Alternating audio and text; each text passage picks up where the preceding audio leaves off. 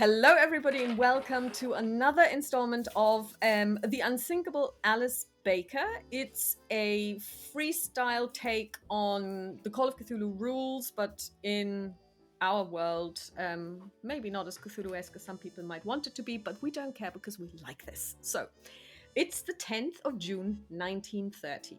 You've just come back from Simmons Strand. You took the train, the last train out. Your friend Matthew Gregory was rescued by you just on this day. You gave him some money for a taxi home because he's completely broke because he left all his money in his hotel room. And it's a long story which you need to listen back to because we're not going to do a recap. You've come back to your own home. You've unlocked the door. The driver of the taxi has put all of your luggage into the hallway. Dottie, your lady's maid, has started to look through the post, which has, of course, accumulated. I assume that you actually have a cleaner that comes in once a week, and basically she puts everything that falls through the post box onto the floor on a little table, and she would have been in maybe on Friday. And amongst other things, Dottie smiles at you and she says, "There's a letter from your mother for you, madam." And she hands you a letter. Very deep sigh. She will take the letter. She will probably go into the study. She will fill up a glass with some whiskey, sit down, drink a sip, a second sip, a third sip, open the letter, and read what dear mom has to write. Well, it's a letter on cream-colored paper. It's in her handwriting. It's handwritten. And you can hear her voice in your head. "My dear Alice, I trust you are keeping well. The absence of any news certainly makes me think you must be fine. It is with great pleasure that I would like to inform you that it will be our turn this year to host the first ball of the season when the young ladies and gentlemen of this year will be stepping out into society. I would therefore ask you to attend the soirée on June 17th at 8 p.m. Feel free to bring company. Best wishes, Mother."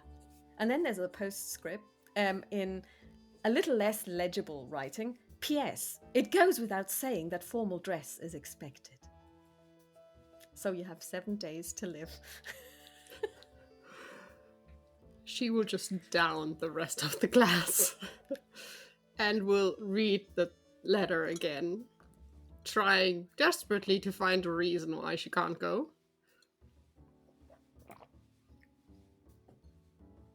Probably Dottie is curiously peeking around the corner.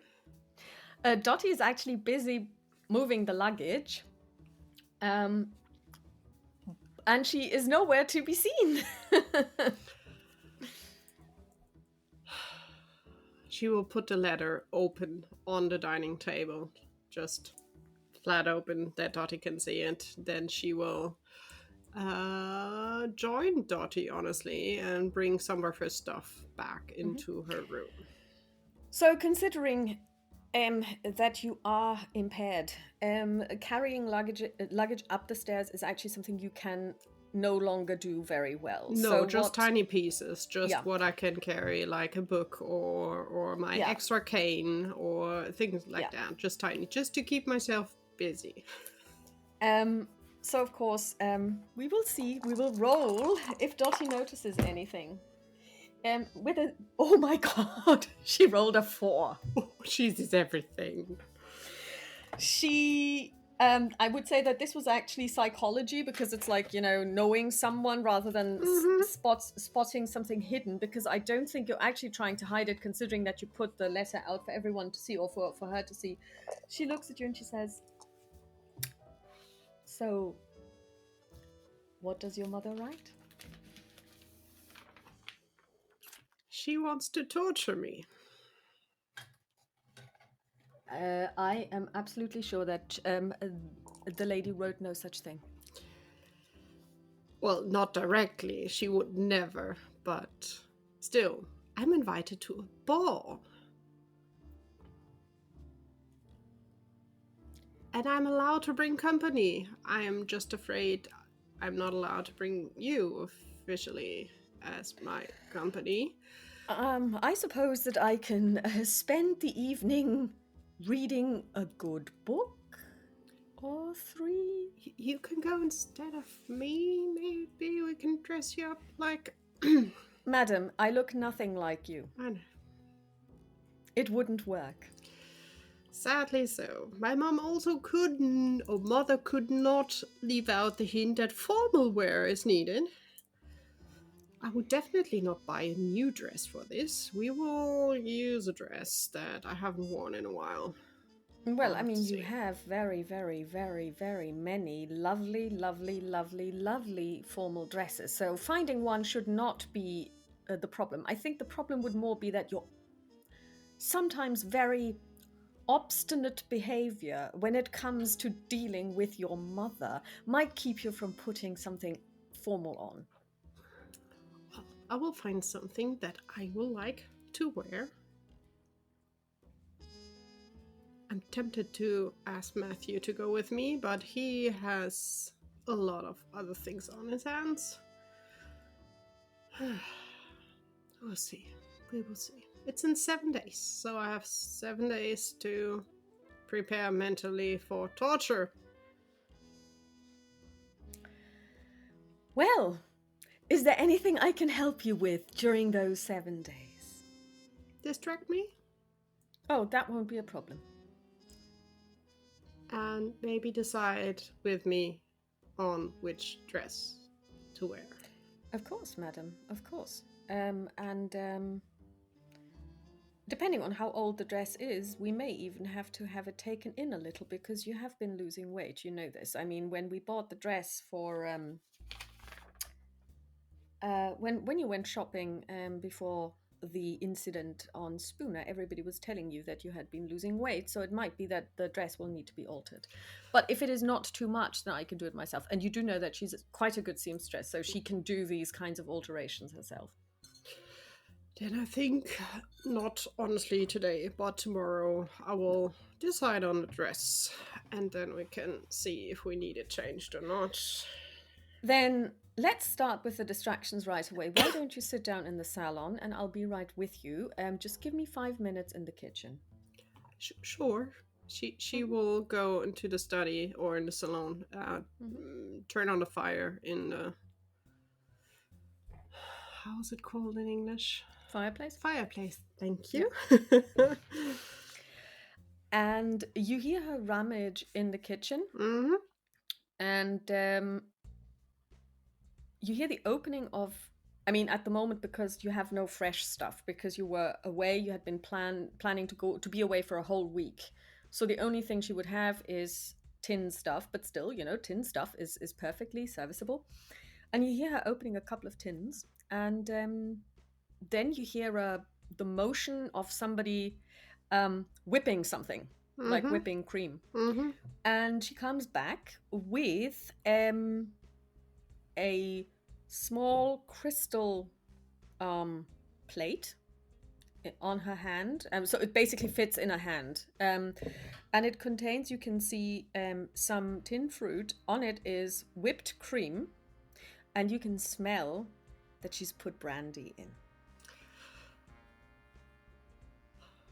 Come on. I know that you like this. It's not fresh peach, but it's peach nonetheless. And, tinned cream is just as good as the fresh thing if you can't get it. So you should have some of this, and there is more if you need more. But I will also help myself to some. But this is for you. And she puts it down and she gives it to you. And there's a spoon with it. And she steps outside again, comes back with a helping for herself. And she says, and the brandy just complements the peach. And it's something we both deserve after this very long weekend at the sea. It seemed to have gone on for months. It never ended in my mind. I mean, for Mr. Gregory, I'm sure it hasn't ended yet. There will be a lot of sleepless nights for him. I am quite sure about it. Also, I'm quite curious what will happen with his secret love. His secret love? Well, he's in love with a woman where he's afraid to admit he's in love. I'm really curious. Who is the lovely one? He's in love with a woman, but he's afraid to say it. Mm-hmm. Is she married? Maybe. The lipstick on the tissue that I found in Simmons Strand was hers. So she visited him in Simmons Strand. Yes. I will be polite and not make any inquiries on it. It's his time to tell or not to tell. But I hope he has the guts to talk to her. He's a good man. You shouldn't be afraid. Or maybe she's not such a good woman. I mean, in the eyes of society. Who cares? As long as Well, she's his good. parents care as much as yours. As I said, who cares? As long as her heart is on the right spot. That's the only thing that matters. Well, madam, the problem is he is not as independent as you are. He has a job where he needs to present himself in a certain way, and he has a lot less means than you do. I know. He's working hard for everything. Well, but maybe you will find out someday who she is. I will for sure next time I see him. I will bug him about it. But let's just Who's talking about torturing someone else now? I will be nice with it. But she looks at the letter and she says, well, the letter from your mother is also nice. Right. It starts with a punch in the face because I didn't call. And it ends with, I know you will not wear the right clothes, but I will still tell you, look decent. When you say look decent, she actually has to laugh because that's even just making sure that everything is buttoned up. I mean, and decent usually is more like look boring, like everyone else, which is not my forte. Also, why is she inviting me to this? She doesn't need my company. Well, to be quite honest, and she pulls out the New York Times from today, Monday paper, which she apparently must have gotten on the train. It's already on the news that she's hosting this, so it is very important. And you know it's the first bull of the season.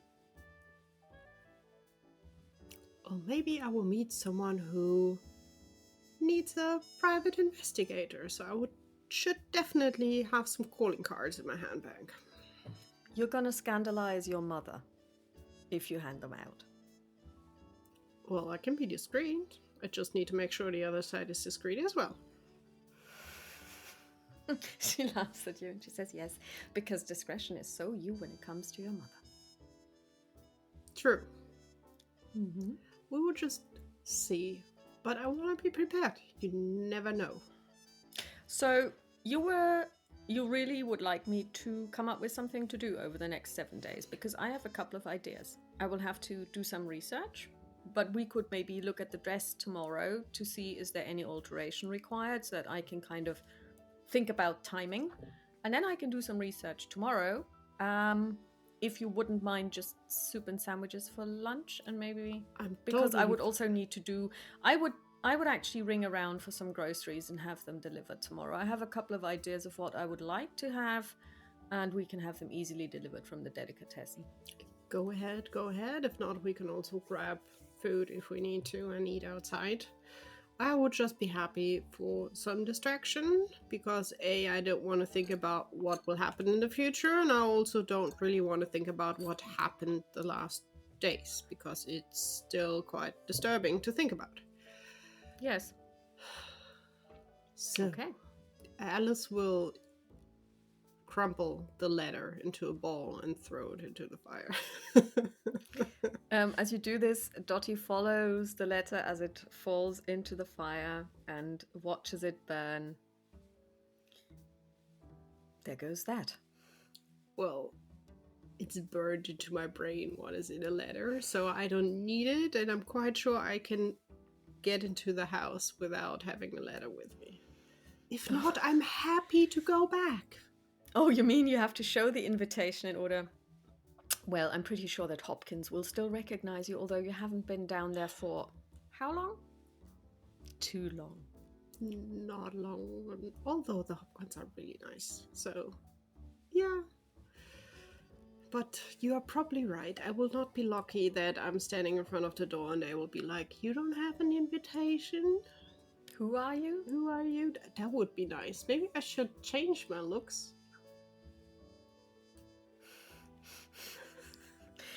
Dottie is today she is obviously it's of all of this it's because of all of this strain and everything that's happened and seeing ghosts and being kind of like sucked into some parallel dimension with dreams and God knows what.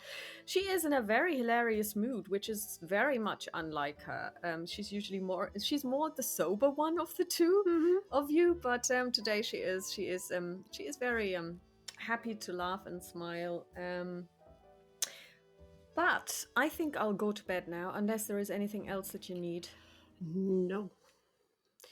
I will turn down your bed and I will put out night clothes. I will look after the dirty laundry tomorrow. Yeah, tomorrow don't worry. Is another day. It's not going anywhere. I will sit here for a few more minutes.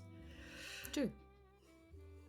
And good night. And she gets up and says goodnight to you, and you hear her walk upstairs. And of course, she lives on the. Okay, now I have to count. She lives on the second floor. Mm-hmm. And you only hear her steps on the first floor because this is solidly built. It's got stone walls. It's got stone. It's got actually stone floors rather than the wooden floors. So once somebody's up the stairs, you can't really hear them anymore.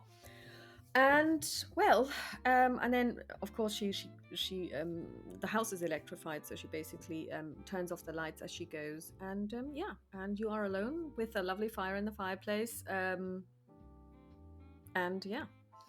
the New York Times with the said article, which basically lists the people who will be in or have been invited and who have accepted the invitation. So it's always equal numbers of male and females, because obviously then the idea is they will be paired off to dance. There will also be their parents in attendance or their guardians depending, and it's really under their eyes. And you've been in that situation yourself. You know exactly how these work. You have attended some of them more than, well, you stepped out only once, but you've attended more than them because that's what you do. Yes, and God knows who else your mother may have invited. I'll look through the New York Times also to see what we missed the last days around here in the city. You didn't really miss much. So basically, in the society pages, they are talking about now is the start of the ball season. So that's June to July. Then in August, everyone goes away. So, but I don't know, Martha's Vineyard, you know, those seaside resorts in, what is it called? New England, the New England seaside resorts, because in New York City it just gets too hot.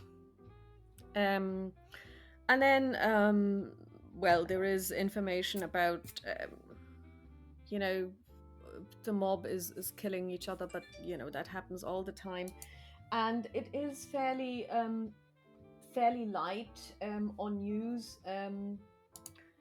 So no interesting weddings, no interesting funerals.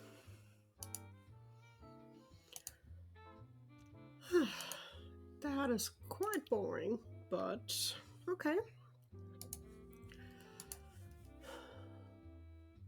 I will just flip through the paper, read everything, and then I will put it away, turn off the fire, make my round to see if everything is locked up, and then I will go to bed as well.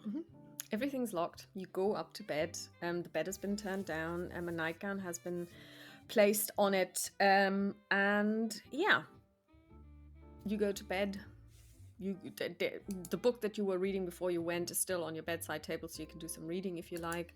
And if you don't, and you just close your eyes, then the next thing you know is a knock on the door. Rise and shine. A very chipper Dottie, but that's her usual in the morning, to get you up and going. And you know that she will be downstairs preparing the most important meal of the day. Well, in her eyes, I will grumpily turn around pull the blanket over, and I will just try to get a few more minutes. Yeah, you know, this is no longer holiday, so it's 7 o'clock. It's too early. She doesn't care. But She's been up since 6. Preparing breakfast, making the house ready. I will teach her how to sleep in. Good luck. And then you can hear her walk away, and footsteps on the first couple of stairs, and then she's no longer heard of. But you also know that she will be back if you don't show your face in a decently short amount of time. Grumpily, before time runs up, I probably have a halfway feeling on how many minutes I can do this without having her in. Like, we will see if she gives you any leeway today. This being your first day back. What's your luck? It's horrible. It's 18. 18. Mm-hmm. Oh, you're really lucky. I rolled a 6. No. Yes, a few more minutes. Indeed.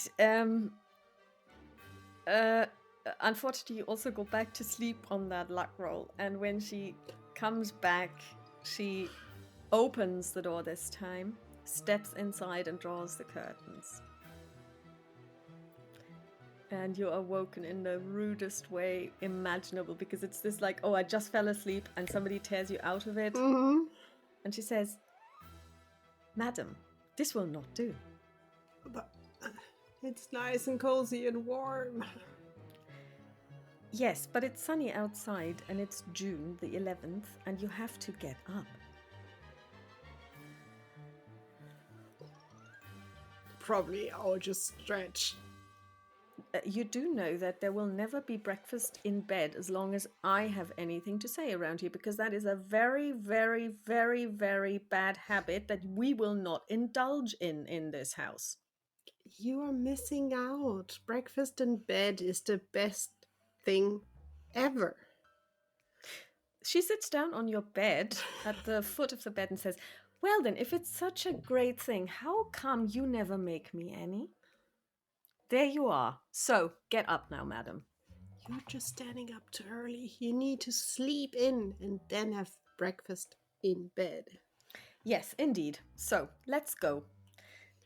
And she also opens the window so the air comes in, and she's making it as terrible as possible for you. And I exactly know what this procrastinating is about, because you do not want to find a dress, you do not want to try on the dress, you don't want to get ready mentally or otherwise for the ball, but you are going. You are just as bad as my mother sometimes, really. Yeah, but that's why you hired me, because somebody needs to look after you sometimes, madam, and you know this.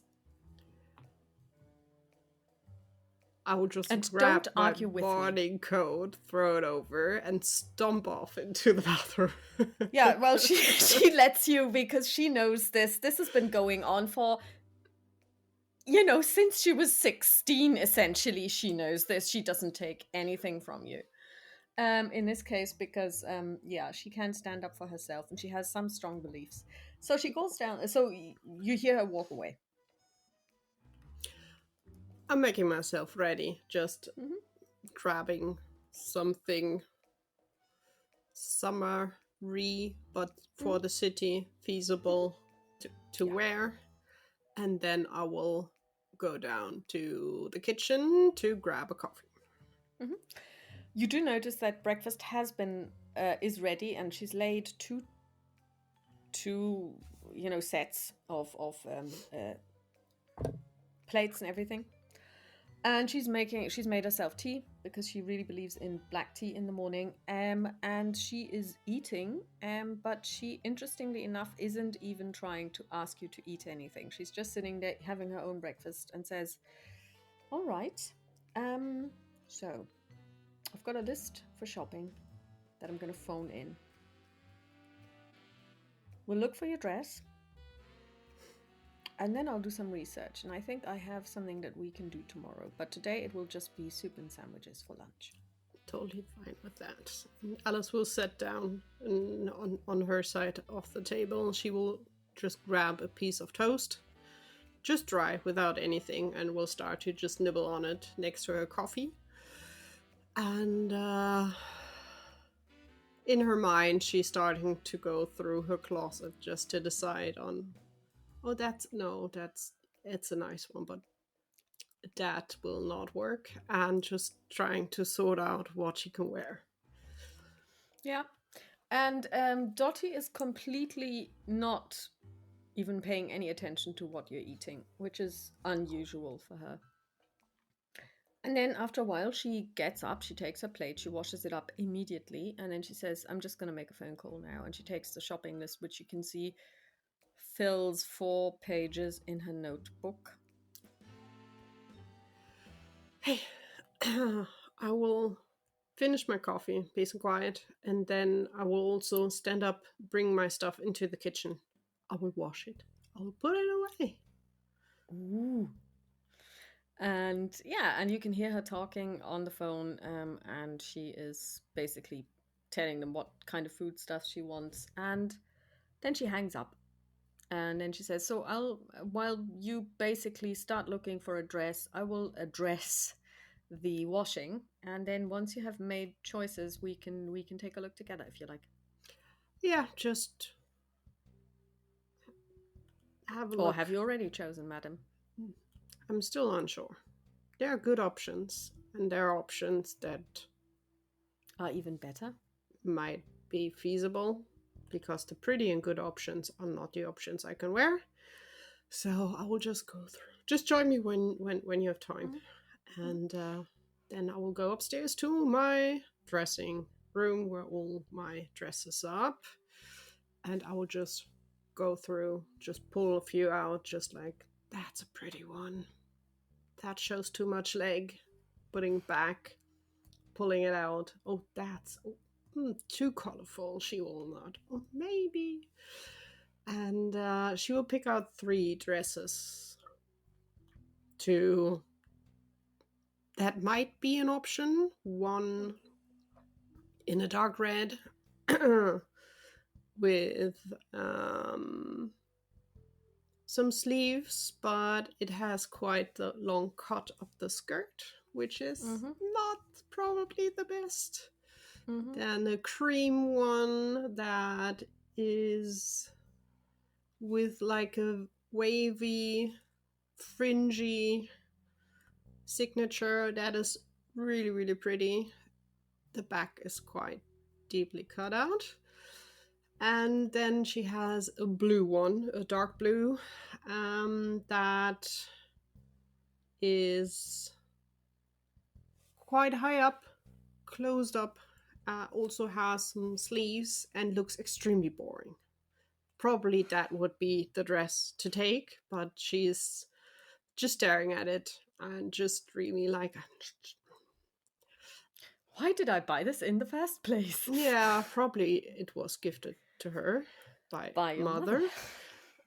So that is just like the one that is also hanging there just because. And yeah, she will probably switch dresses now. She will try them and stand in front of the mirror, just back and forth. At that moment, you hear a knock on the door. Yeah. Can I come in? Sure. She steps inside. Of course, it's Dottie. Who else? Oh, I see. You've made choices. Yeah. Just sit down. I will show you all of them, and then we can decide. Although I'm afraid I know what you will say, and it will not be the choice I want to take. So she will put on the blue one first. Just quickly. Not even turning around, just going up front to her, just like, ah. She passed her stability test. She's fine with the blue one. Then I will go to the red one. We'll make a nice little turn in front of her. Will you show the leg? Because depending on how it's cut, if you just turn, it may actually not be visible. No, yeah, she will see the leg cut. I'm quite sure about it. Let's see if she's scandalized. With a 47, she's still fine, but she does raise an eyebrow. Too much leg, right? It depends on who's looking, but yes. Then I think the last one is a good one. And she will change into the cream-colored one with the fringy How do you bits. actually do this? Because this is a dress that actually exists. So basically, depending on how you put it on, it doesn't really reveal anything if you are standing right in front of her, facing her. So basically, are you trying to surprise her, or do you just basically just go, okay, I so will this is it? show and turn around that she can see it the full 360 degree. This is a really pretty one, and this is a really nice color. It has a good length. Yes, and the next time you go wherever you bought this, you might go and get the rest of it. But I'm covered up completely. The only thing that is my arms are free, but which is fine. It's summer, it's warm. Ms. Baker, I can see your back. I can see your shoulder blades. And everyone else will be able to too.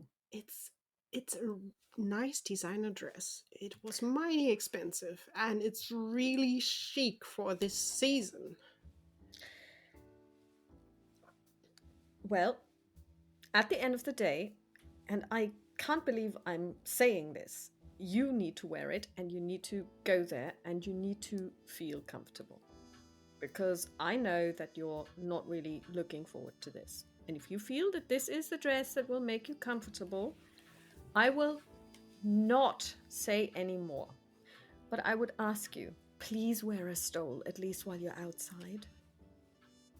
Deal. Good. Then, raise your arms for me. And she gets down on the ground and she starts basically, she has this pin cushion. She came prepared and she's basically, we do need to take it in a little on the sides, but it was always very figure hugging to begin with, so there isn't really that much that we need to do. I can do this in 2 hours maybe, but I would ask you to try it on again before we then make final alterations. Perfect. Good. So if you don't mind, just let me know when you're ready, and then I will take it upstairs to the sewing room. I will be out in a bit. Yeah. And she walks away again. I will keep the dress on for a bit. I will go through my shoes to see which pair of shoes matches well, and I will go through my not too big, but still probably too excessive row of stoles or shawls, and see which one fits as well. What about jewelry? She is very unsure which to take. She'll probably be very clean on the jewelry, no necklace, or maybe just a very thin one. Very taken back, maybe just golden tiny ones for the ears. But she will look for a headpiece. Oh, very nice. Yes. Probably with some feathers, also in cream color, fitting to the dress. Something a little bit extra. Yes. But still in line. And also fitting with the dress. So she definitely doesn't want to have the news that she was wearing something that looked ugly and not fitting together. That is something she wants to take care of. So probably another hour later or so, she will go upstairs and bring Dottie the dress. You go into the sewing room and you see Dottie sitting there with a map of New York City. And she has got pins from her pin cushion put into the map. And she says, "Oh, are you done?" Yes, I also picked up the accessories already, so I don't even have to think about what to wear on the day. That's perfect. So once I'm done here and once you've tried it on again, it's out of sight, out of mind for a whole week. That sounds perfect. Although the dress is really pretty, so The dress is very pretty. a tiny bit of looking forward to wear it again. I haven't worn it in a while. And she puts the map to the side, actually on the floor because she doesn't want to fold it. And then she takes the dress and she starts working on it. And she says, well, this is going to take a while. So unless you want to watch me, which is going to be terribly boring for you. Dear, it's never boring to watch you, but I'll peek a little bit on the map. What are you up to? Somebody told me that she wanted to be distracted. Yes. I'm working on a distraction for you. Okay. That means for me I have to leave. Understood. No, you can sit because I'm not doing this at the moment. I'm doing your dress, but you just you can trust me. Blindly, without thinking. It's going to be something you will enjoy, but I do have to find the best way of doing this. I am sure we will have a good time. But I will go down now because I crave another coffee. Do you want a coffee or a tea? You do know that she will never ask you to make tea for her. I'm asking. I suppose tea would be lovely, madam. I will put on the hot water kettle. Oh, and would you mind when they bring in the groceries, would you just let them into the kitchen? Sure. Thank you. And I will go downstairs. I will boil some water for coffee and tea. I will bring up a cup of black, strong tea as she likes and just set it up next to her. And on the way back, peek again on the map and go back downstairs, grabbing a book and just sitting down in the salon. And or probably we have summertime, right? The sun is out. I'm sitting in the back in the garden. Yeah, and it's lovely. I mean, the garden. You make a decision what the garden looks like, and but it's a nice day out, so. It's not a big garden because we're in the middle of the city, but it's enough that there's a little bit of greenery, and in the back there's also like two, three, 4 chairs and a table just to sit there. She would make sure she's sitting, that the doors are still open, that she can hear someone is ringing.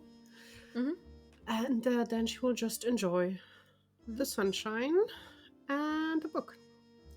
So you read your book, and I don't know, you kind of forget time, but after about 45 minutes or so, there is a ring at the door, and as you open it, there is a delivery guy, and he basically says, "I've got the groceries for Miss Williams." Could you just bring it through the kitchen? Of course, madam. Thank and you he so walks much. past you, and he basically, these are wooden crates, and he just leaves them there, and he says, is that all right, or would you like me to unpack them? And if so, where should I put the stuff? No, that is totally fine like it is. Thank you very, madam. very much. And he bows, and he takes off his peaked cap, and then he walks out quite quickly and closes the door behind him. And then a good, depending on if you go back to your garden, I would look through the groceries and see if there's anything that needs cooling. If yes, I would put it into cooling. The rest I would leave because I don't want to mess with Dotties. There is indeed some. She bought some sirloin steak, and what looks like half a cow. Well, she did do some serious grocery shopping because she's always afraid that she won't have enough to feed you. You know that this is like the ingrained Irish fear of famine, due to obvious reasons. And then you know where this goes. It goes into the ice box, and then of course there's also fresh milk and fresh cream. And the rest is like piccalilli, tinned all kinds of things, and fresh fruit. So she got you peaches because she knows you like them. I will grab one of the peaches, It's delicious, like this, and I will go back into the garden and we'll go on reading. Okay, so about another hour or so, Dottie steps outside and says, "Oh, it's a really lovely day. Well, the dress is finished. If you would like to try it on." Sure. And she has left it in the living room for you to try on. And of course, while you're trying it on, she steps outside. And you know that there is a full-length mirror in the hall. Mm-hmm. As you step outside, you can see that she is doing something with her hair. She's actually pulling it up and pushing it up. So usually she wears it. She's very long auburn hair, which turns reddish in summer, which she hates. But the way she's working on her hair at the moment accentuates the redness that is there, and she looks very closely in the mirror, and you know that she's got green eyes, so that the auburn with the green looks really good, you think, but she hates it. And then you hear her say, I didn't even freckle that badly. Maybe I should just not wear a hat the next couple of days. I think I can do this. Let's see when she recognizes that you're there. Oh, not at all. She's completely oblivious. That's good. I will not say a single word. She turns around and she says, oh, and she looks at you and she says, oh, it fits perfectly. If you wouldn't mind turning around, madam. Don't get disturbed. The back is still there. And I'll turn around. And she looks at it but she completely doesn't see you. She only sees the dress. It's almost like it's on a mannequin or something. And she's like, yes. And how does it feel in the arms? Perfect. It's comfy. You feel that you will have enough room and for dancing? Enough, and it's still tight and cozy as it should be. So I think Good. It's a perfect fit. In that case, I think my work here is done. It is. It's perfect as always. I will bring the dress upstairs, put it to the other things, and we'll change it back into my other stuff. And while you're doing this, I will get started on the soup and sandwiches, because it is past lunch, and it is now 1 o'clock in the afternoon, and you had breakfast at 7, so yes. But I had a lovely peach in between. Are you saying this to her? No. Okay. That's for no you. You. Before lunch. I'm not telling her that I picked. Maybe she will recognize or not, and I will just maybe she run had them upstairs. counted 10 exactly. Who knows? Dressed again in my clothes bag, putting the dress very carefully with the other things. Everything is prepared, but she will put it in the corner where she's not seeing it. Mm-hmm. And then she'll go back downstairs for sandwiches. The sandwiches are being prepared. The soup is boiling, and she says, well, you know that I don't like keeping secrets from people, so I'm not keeping a secret from you. I'm going to tell you now what I think you would enjoy. Remember the book that you got from the Martins, 1001 Secret Gardens of New York City? Yep. Well, I've been looking at the map to see the ones that are, to kind of get a feeling for where they are in relation to our own house, but also, how we could reach them best. And I've picked 3. And I think we should go there on 3 consecutive days, and this would give you the opportunity to wear 3 different dresses. Love your thinking. Perfect. And so she basically goes on to describe which 3 she has picked and explains why, because they are all outdoor gardens rather than the indoor gardens that are also described, the conservatory ones, because she says we could keep those for the winter because, and then she says, and this one is it's more like a park even. It is private, but it comes with catering. They have ice cream and lemonade. So that would be almost like we could do this one afternoon and just, That sounds like heaven. Yes, we definitely need to try that one. And that will distract you because you get to choose your dresses. And I promise that regardless of what you will be wearing, I will not raise an eyebrow. That is a big thing to say. Don't tempt me. She looks at you and she says, who am I to tempt you? We'll see, but also you can wear out some of your really nice dresses as well. I was thinking, remember that dress with the flower pattern that I wore 2 days ago, and I said I couldn't wear it in New York City because it was unbecoming of a lady's maid. It's really Well, when we are going to one of those parks, nobody really necessarily knows who I am, so it wouldn't really matter, would it? It would not, and that is a perfect place to wear it. So I will wear this. Perfect. Because it's definitely too pretty of a dress to be just sitting inside of a closet not being used. And then lunch is served, and you can make a decision what you want to do for the rest of the day. If you don't want to do anything in particular, we will just move to one of the gardens, and then we will move to the ball, because that's what we're all waiting for. Yeah. No, we don't have to do the ball. No. I am, darling. I am interested. Alice is not. Although Alice is probably curious to meet some people and hear the latest things happening at the same time, so it's a bit of a mixed feeling. But she will not have any big plans. She will probably give Matthew a call just to double check if he's okay. You do call Matthew, and he says, hello? Alice here. Alice, darling. Just wanted to double check. Have you settled back home again? How are you feeling?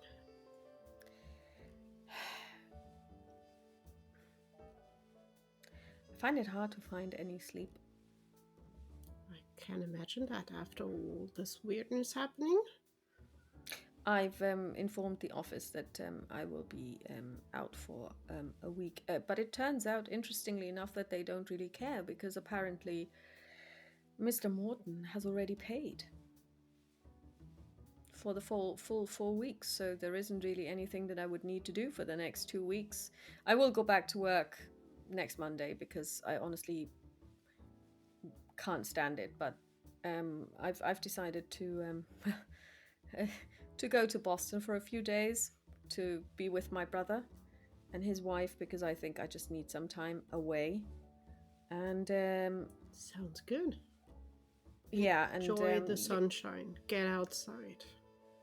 And of course, I will wire you the money for the taxi. I've already. As I said, don't worry. Next time we see each other, you can just give the money, or you can invite me for dinner. I will invite you for dinner, you know this already, but the point is I will never be able to make this up to you. You saved my life. Well, thanks to you, I learned of a kind of beautiful place. Weirdly enough to say, because Simmons Strand is a really lovely place for vacation.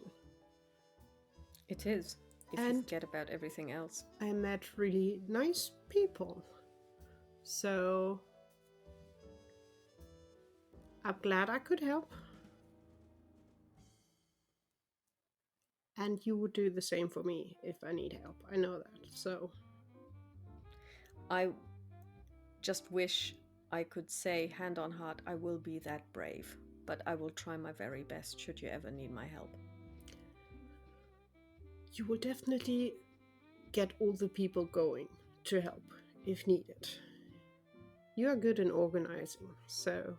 I am without doubt that you would organize the best people, even if you can't help yourself.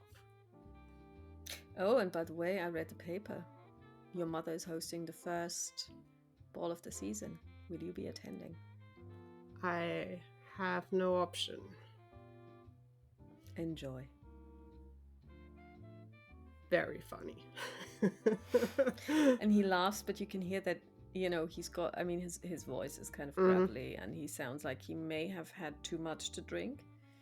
And he just, you know, all of his energy has drained away, and it hasn't gotten back. I mean, it was only yesterday that you found him, and he was dehydrated and everything. And you do know that he and his brother are quite close, and always have been, as a matter of fact.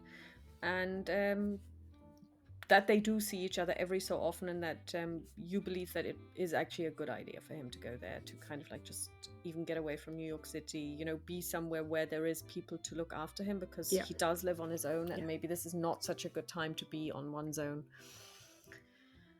Well, my train leaves in the afternoon. I would have sent you a telegram anyway before I left, because I didn't want to ring you, because I thought, you know, you are on holiday, so I thought that you might take the day off and, I don't know, go to Coney Island or something, but you apparently haven't. You're at home. I am enjoying my garden today. I decided on what to wear to the wonderful ball coming up, and we will enjoy the next days just roaming around the city. Because as I learned in Simmons Strand, there are a lot of beautiful gardens to visit in town that I didn't know of, so Dottie and I will just enjoy summer without any adventures, just peace and quiet. That sounds like a plan. Say hello to Dottie from me. I'm glad. I'm very sorry that I never got to enjoy any of her dinners that we had planned. Well, that is not a problem. One day we can maybe catch up, and I will throw some dinner parties where you will be invited and you can enjoy her food. So this will not be a one-time thing. Then greetings to your brother and his beautiful wife. Enjoy the time in Boston. And as I said, go outside. Sunshine is good. I will. And he rings off and wishes you a pleasant rest of the day, really. And you have a feeling that there will be a lot of healing that needs to be done, because he's not the same person that you spoke to even last Wednesday when you last spoke. Let's hope Boston and his brother is helping. She will definitely keep an eye on him, and will probably, in the next days after the ball, probably set up a dinner with some friends. He will be invited as well, just to make sure he's in company and also to have an eye on him. Okay. So we'll just jump a little bit into the future. The first garden was marvelous. The second garden is the one with the ice cream parlor. And she is, as she said, she would be wearing the dress. She's not wearing a hat. Even yesterday she started to freckle. But she's really light-hearted about it. And it is a lovely day. This is more like an English garden, so wild, nobody cuts them. They're just basically growing. And this one is kind of like more of an educational garden, because somebody brought in different species of plants and of trees and basically planted them there. And they are quite old. So this is an old garden dating back to the 18th century. So you have some really, really interesting specimens from around the world. You've got plants from China, you've got trees from Japan, and so on and so forth.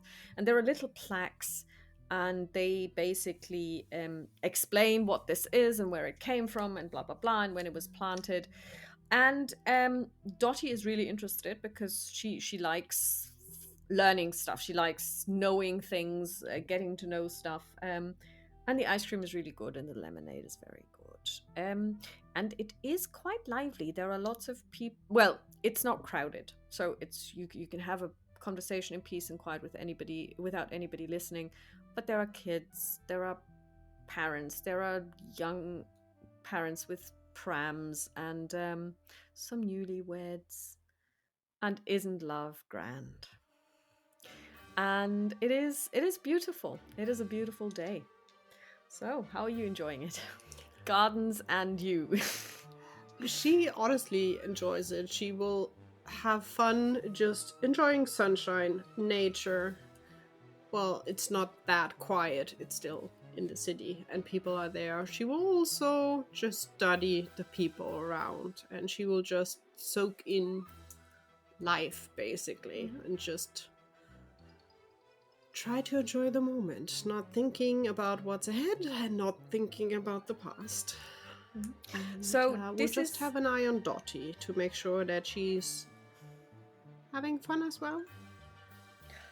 She is having fun. She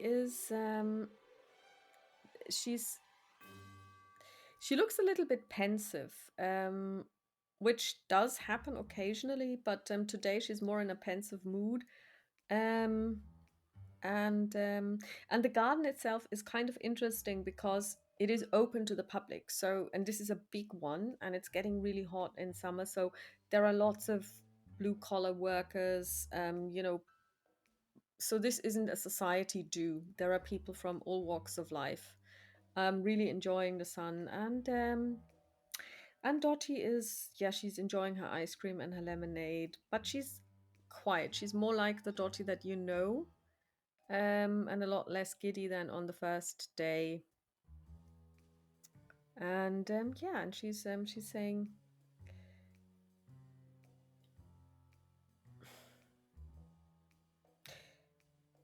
it's a little bit sad that your mother never rang after she received the postcard.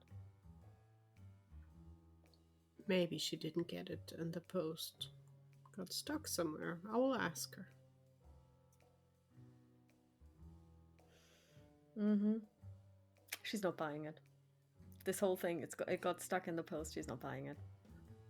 Also, I'm quite sure she's mad at me because I did not call or give any message, so maybe the invitation is the answer to the postcard.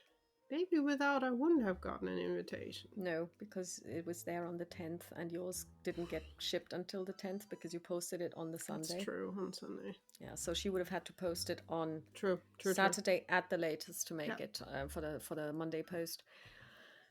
But I mean, you are trying to console Dottie. Mother is busy planning the ball, probably also planning who could have a marriage arranged with whom and how to deal with the people she had to invite but actually don't want to see.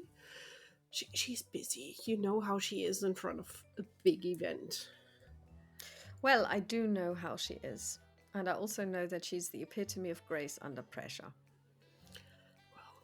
It will be a lovely ball, quite sure. Sadly enough, there will be nothing I can complain about except I have to be there.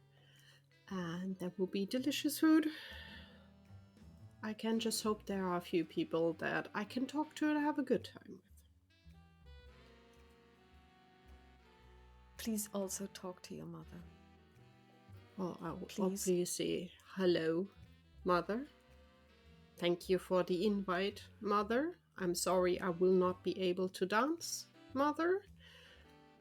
I hope Oh my God, Father is she well. doesn't know. I'm tempted to give her a call and warn her. At the same time, I'm just like, nah. It will not change. I will get an earful anyhow if I warn her or not. At least I have an excuse. Why? Well, honestly, I still want to dance and I will dance because it's not stopping me. I just need to have the right dancing partner. That should not be a problem for you, madam. Let's see who she invited. Everyone will want to dance with you. I mainly hope I have the chance to at least talk to Father a few minutes, because I haven't talked to him in ages as well. He does have a phone. You can ring him. But then I have the risk of having Mother at hand.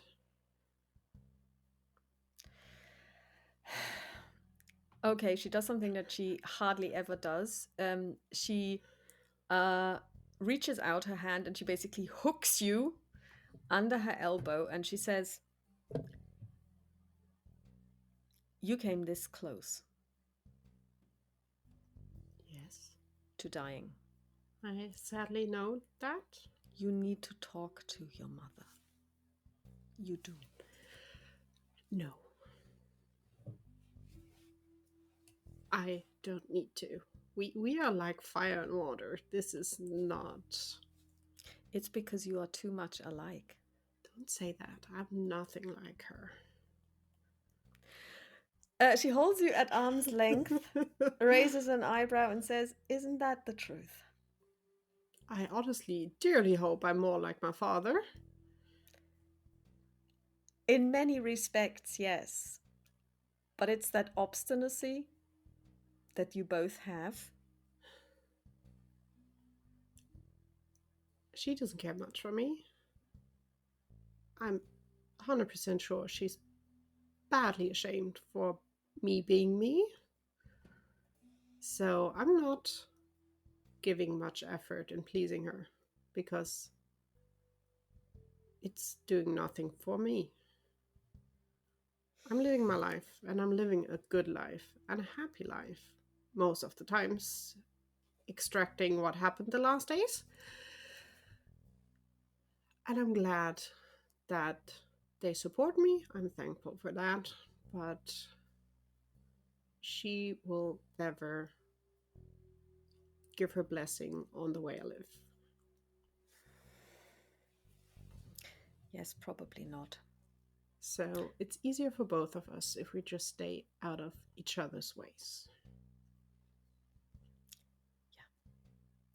And you can see that this hurts her more than it hurts you. She is always, I mean, this is the one thing, family is the one sacred thing for her, and this is terrible, terrible for her.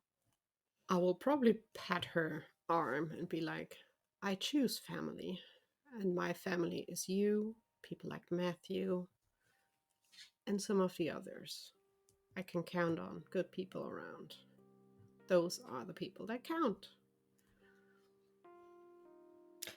But at least I think you will enjoy the ball. I mean, I'm pretty sure that there will be people there that you will be able to talk to. Well, we will. Of course, the question is, would your mother invite those people in the first place? And there she smiles.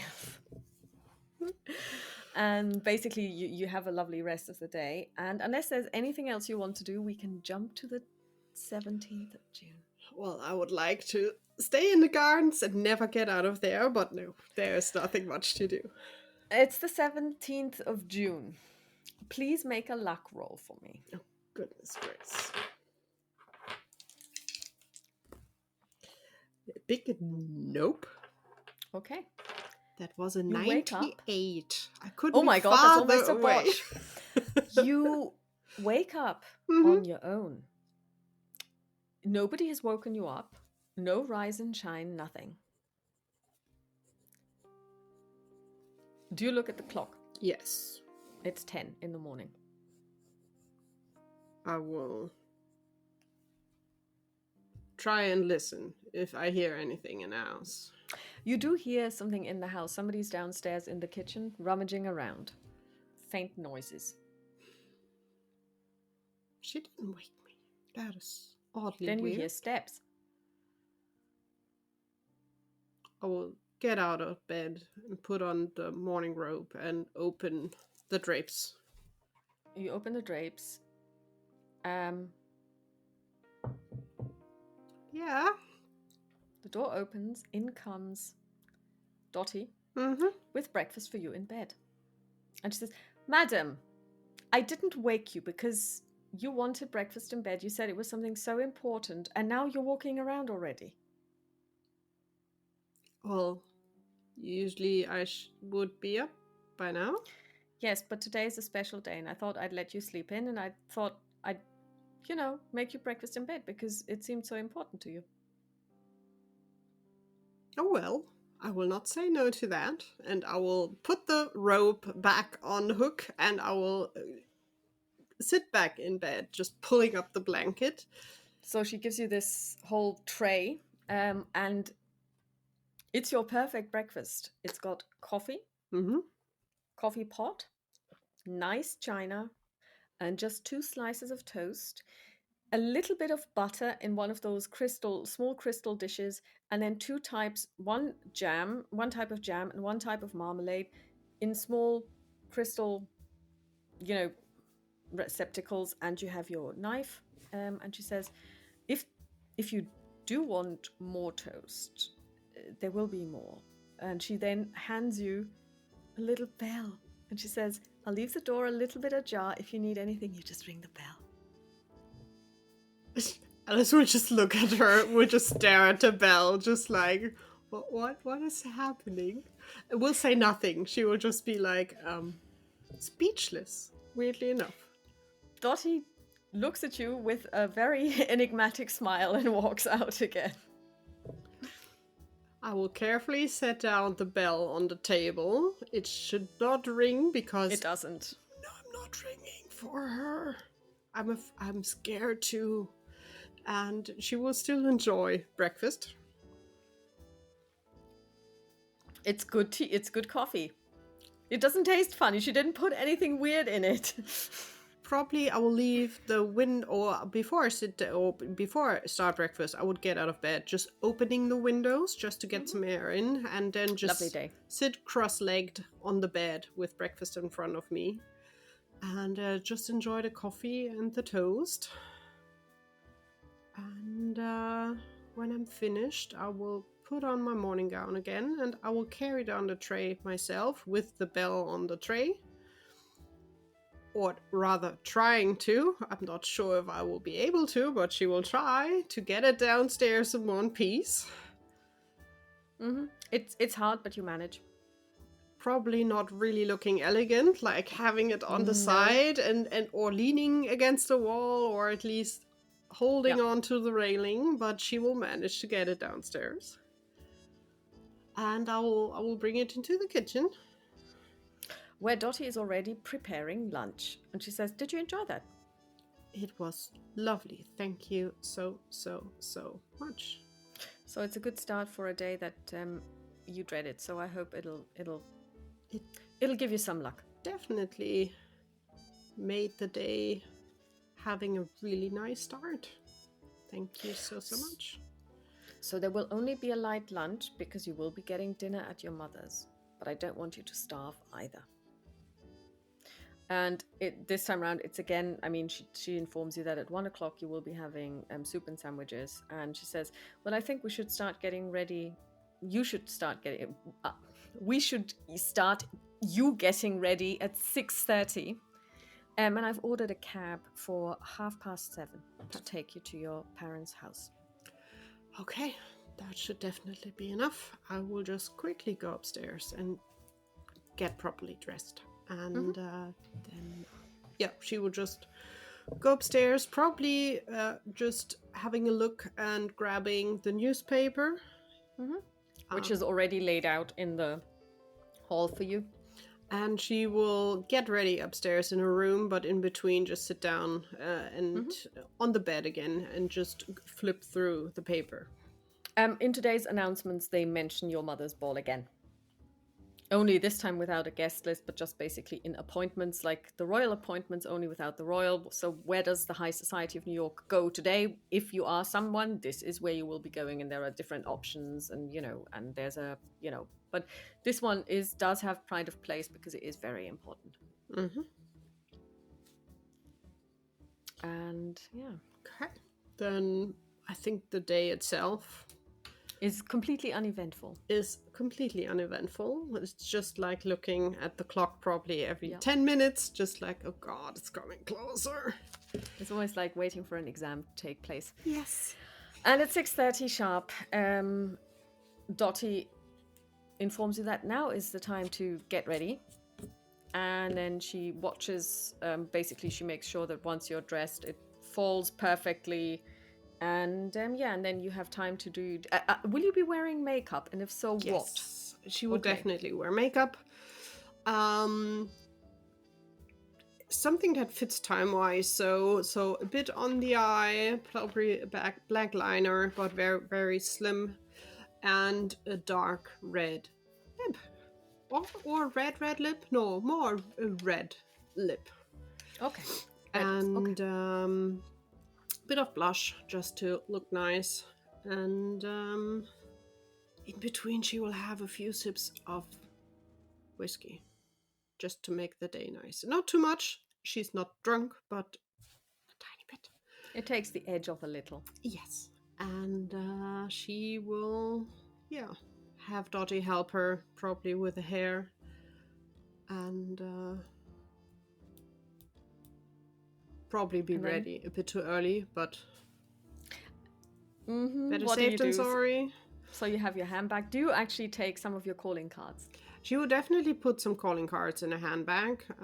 She will also, in the end, also be like, which cane to take, and she will try out which cane is the right one that looks the nicest to the dress. Is it the one with the saber in it, or is it the other one? It's the one with the saber in it. Yeah, because that's the one that is pointed, and it looks a lot more elegant. It's slim, it's elegant. Yeah. Obviously, I will also have the stole fitting with it, and then I will just sit downstairs, just waiting for the cab to arrive. The cab does arrive on time. Dottie answers the door. She comes back in and says, Miss Alice, your cab's here. Wish me luck. Enjoy the evening. Do wish you luck. whatever you like. You have the whole house for yourself. Get drunk, have a party. I will see The you. last time I got drunk was with a police officer in a haunted mansion. Well, you could have a nice party here if you like. Just a few people, just enjoy, or just enjoy the peace and quiet, whatever you fancy. And I will hopefully I will see be you awake later. when you're back. I'll wait up. And I will step outside. I will close the door behind me, and She locks it from the inside. Walk towards the cab and get inside, and tell him the address where we have to go. I know, madam. Your assistant already told me when she ordered the cab. Oh, perfect. Will you also require my services on the way back? Yes. That would be lovely if you could wait. Obviously paid. I will. And he basically drives you to the house. Back then, New York traffic, I imagine, was a lot less problematic than it is today. You arrive, I don't know, actually, 10 minutes to 8. You're supposed to be there at 8. The door is open. Hopkins, the butler, is standing there, and 2 maids also in attendance, and guests are filing in, and it's your turn. Basically, there is a queue, actually, so people are filing in. And it is your turn, and Hopkins says, Miss Alice, it's so good to see you. Hopkins, you look well. Thank you, miss. He will not compliment you on your looks, because you know that's not anything that a butler does.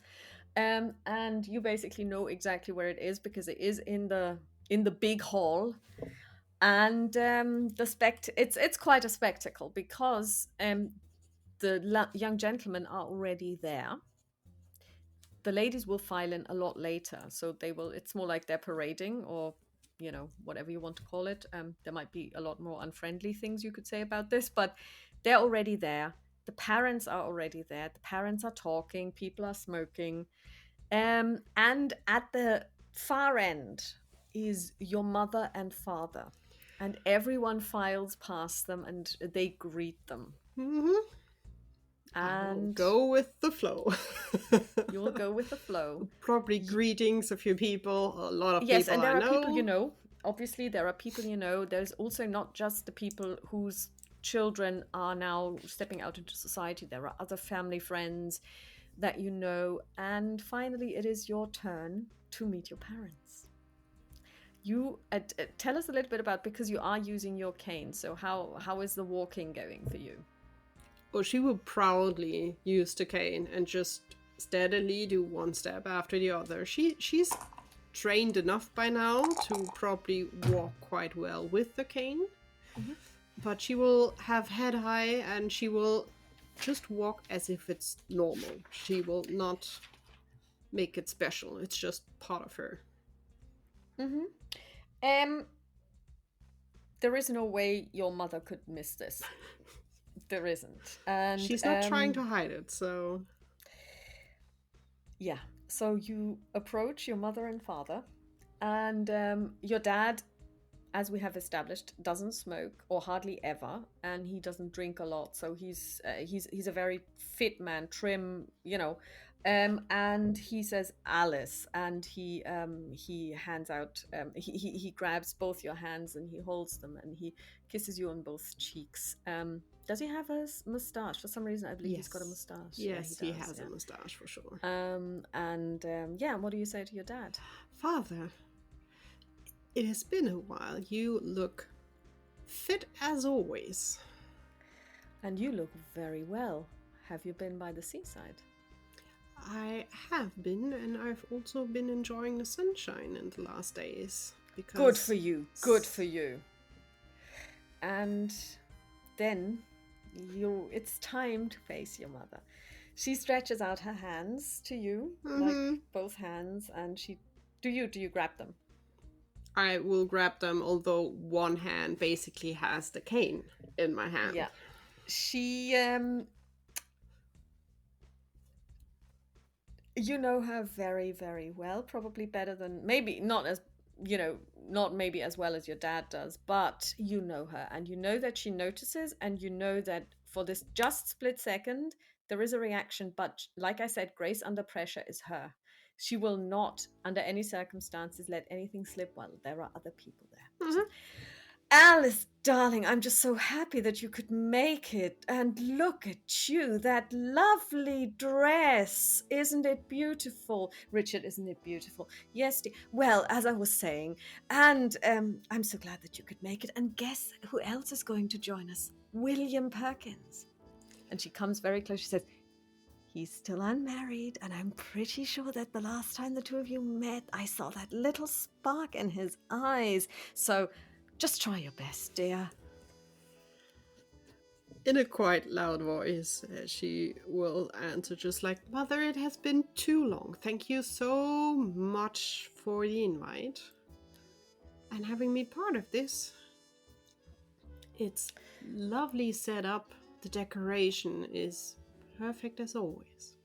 She beams at you, but you know that this is a false beam because obviously this is perfect. You needn't point this out. This is, And then even your mother gasps a little bit, and you hear a hush. Suddenly a hush falls over the hall, and then you hear this kind of like rustling when people suddenly start moving. And do you turn around? Yes, I would turn around and try to step next to my mother. Yes. Well, in walks William Perkins. However, he's not alone. Mm-hmm. Next to him, you see a lady. Mm-hmm. Who looks like she's ready to dance the dance of the seven veils. Mm-hmm. She's all shawls. She is fairly tall, a little bit willowy. She is wearing kind of like a turban headgear, so you can't see her hair. Her face is quite pale, but you notice that this is makeup, so she's not really that pale. She's got very, very, very distinctive red lips. She is the person who may have invented the smoky eyes. Mm-hmm. So just imagine this on the white face, tall, willowy. She's wearing trousers. And the trousers are made of silk. And at the bottom, and they are completely straight cut. So there is no tapering. On the bottom, there is fur, like about 10 centimeters of fur. Mm-hmm. You can see that she's wearing very pointed shoes. There's a little bit of a stiletto showing. And her top is a blouse over which she's wearing a silk vest, which also has fur lining on her collar and on the sleeves. And she has veils. And she's kind of veiled, although not her face. And it's kind of like flowing. So if you've ever seen pictures of Isabella Duncan, this famous picture of her lying there with us, that's pretty much what she's projecting. And it is outrageous. This dress, or the way she dresses, is absolutely inappropriate for good society, but you can tell it's absolutely tasteful. This woman took time to put all of this together. This looks perfect. And it's expensive. Understatedly expensive. And the two of them walk in, arm in arm, and William Perkins steps up to your parents, and everyone is looking at them. And he says, Madam, and he bows to your mother and kisses her hand. He bows to your father. Sir. Mr. Perkins, how lovely to see you. I was so hoping that you would make it today. And I don't think we have met. Mrs. Baker, let me present Pamela Baxter Strauss. And your mother, let's see how she fares, because that is a name that you know as well. On a 5, she actually passes her sanity test. Now she says, "Oh, Ms. Baxter Strauss, it's so good to finally get to meet you. If I had known that you were joining us, you are most welcome." And you can tell that she's the least welcome person your mother might have invited. And Pamela Baxter Strauss opens her mouth, and she has the most sophisticated accent you have ever heard. This is aristocracy, if America has ever known any. And she says, "Madam, I am so pleased to share this great evening with you. It all looks wonderful. I'm really looking forward to this. And I'm so grateful to dear William here." And she pulls him a little tighter, "to have given me the opportunity to be a guest tonight." She has kind of like a little bit of a weird voice. It's kind of smoky. So this might be somebody who smokes a lot and maybe also drinks some hard drinks. But she isn't drunk. There is no sense of any drunkenness coming from her. And then your mother says, "Will you not choose seats?" And the two of them look around, and then William chooses seats for the two of them, and they go and sit down. There goes William, with a spark in his eye. Alice is fine with that. She will definitely make sure she will talk with William and Pamela later on, because Pamela is quite impressive and I think I will like her very much. Also, now I can talk to William without having any problems. And you notice that everyone's looking at her, and now you can now give me a listen roll if you can overhear what people are saying, because you have heard the name, but at the moment it's a bit difficult for you to place it. You've heard it, but you don't know why. No. Okay. So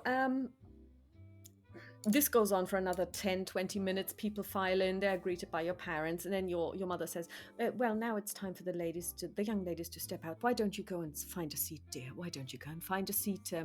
And I'm pretty sure we will find someone to dance with you as well." Don't worry about that. There are a lot of people here. There will be chances for dancing. Thank you so much. And I will have a look around and see if there is somewhere a table where at least I know someone. There is a table where it is actually next to the William Perkins, Pamela Baxter Strauss table that you could sit at very easily, because there's always tables of 4, and they're, for some reason, still on their own. I will gladly... So you mean it's their table that is... Well, there should be 4 people to this table, so always 2 couples. Yeah. Everyone has already chosen their seats. Nobody chose to sit with them.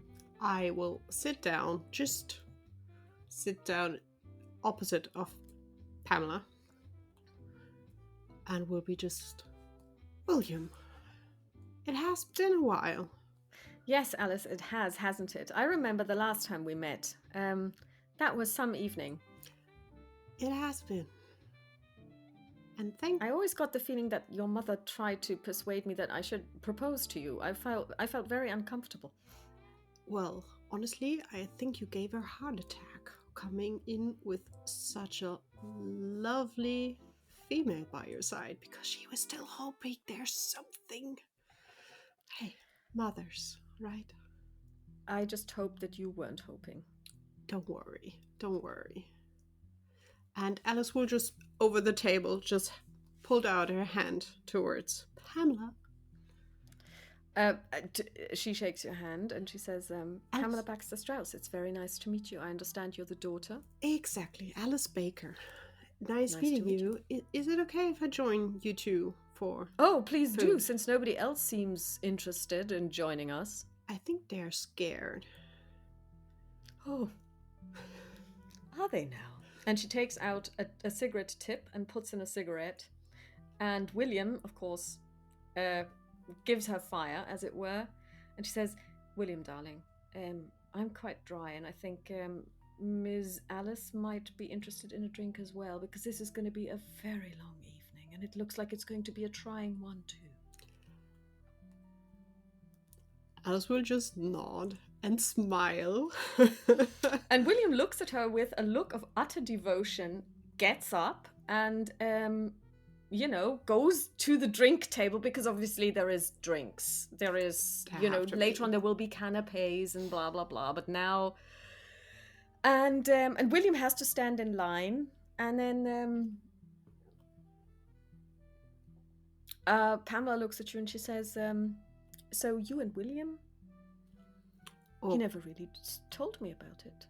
Well, there was nothing to tell. We basically grew up next to each other, and our parents always had the weird idea that we would make out a great couple, as parents are, which never happened because it's just not a match.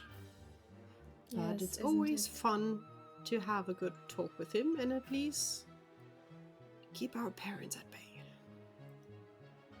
Yeah, well, because that never seems to stop, whatever age you have. Yeah, well, and just so that you don't get any false impressions, there is nothing between him and me either. I'm his beard, as it were. Oh, but even though I would not judge. That is something between you both, but I have to admire your outfit. Even though it shocked probably 80% of the older generation in here, it's a really, really nice look. And I'm still not sure what kind of designer that is, because it looks wonderful. Oh, it's French. I spent. You don't really know who I am, do you? Honestly, I know I heard your name, but I have been out of town for a while. I'm not 100% sure. Well, I'm the Baxter Strauss, twice divorced, orphaned by the Titanic, and yes, it was awful, but I'm William's distant cousin. After the Titanic sank and I got orphaned, his parents took me in, and for a year they let me stay there. I think during that year nobody ever asked me how I actually felt, except William, and we grew very close. But then after a year they packed me off to boarding school in Montreal. They never said a word. Why? That would have been a story to tell. That is... And then after that finished, I was packed off to Seattle. And then when I was 21 and I came into my inheritance, I just decided I'd had it. I tried to persuade William to come with me, but he didn't dare. He's not brave enough for that, the good boy. So I went to Paris, where I met my first husband. He was a media tycoon, I think they called them. It was a wild 2 years. We divorced. And, the secret is be rich, marry richer, divorce, get the money. Then I came back stateside, and the next marriage only lasted a year. And then I decided that was it. No more marriages for me. Too conventional. And yeah, if you have enough money, nobody really cares. Well, obviously I don't have enough money yet for that, but I'm working on it. Oh, darling, if this is your parents' home... Well, they're still society, but at least I have my own life, my own house, my own job. That is not appreciated by parents, but well. And what is it that you do? She will make sure her mother is probably eyeing, because everyone is probably looking. Your mother is staring and William is nowhere to be seen. She will still pick out a card off her pouch and will just shove it over the table towards Pamela. Pamela takes a look. Alice Baker, private investigator, 48 West 87th Street. A private investigator, no less. Now, isn't that curious? Well, I A lady has to use her talents to the best.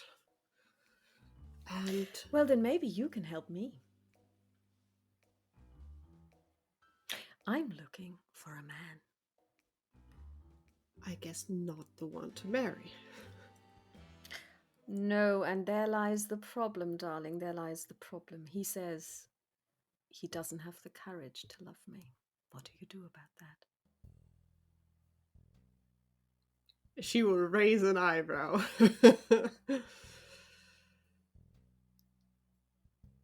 Well, sometimes men need a little bit of pushing forward into the right direction to find their luck. I think he is too conventional to not marry.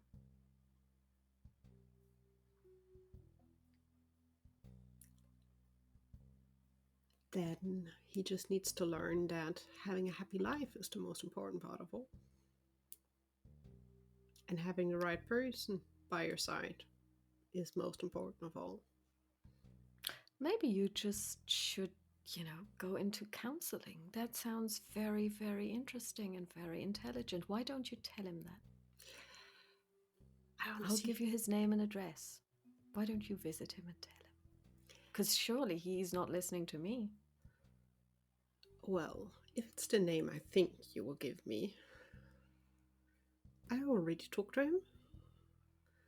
How is that possible? You don't even know me. But I know him very well. You know him.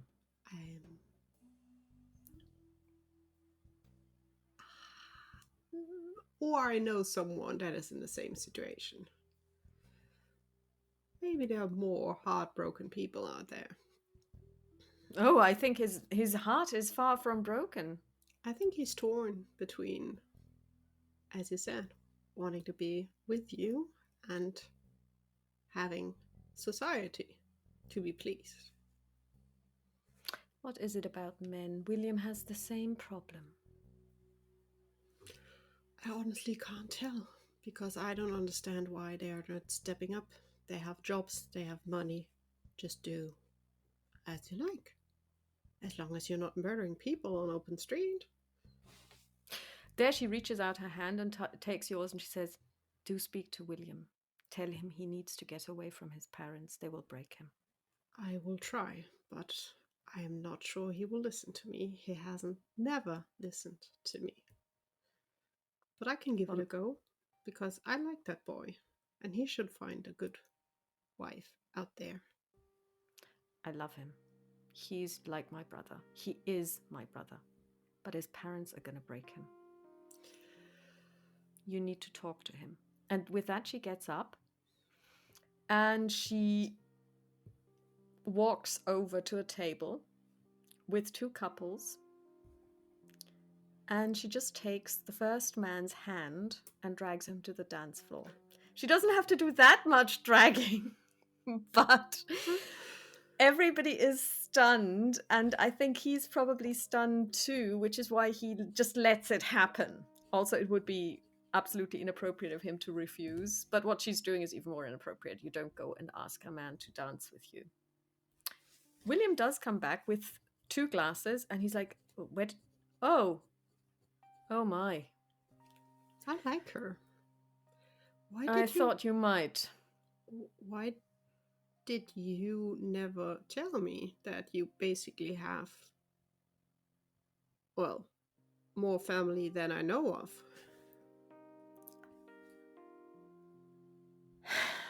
I didn't know if she was ever going to come back. She doesn't like my parents. Well, and I think that they don't like her. Understandably so, because she's a free spirit. Your parents are more the caging people ones.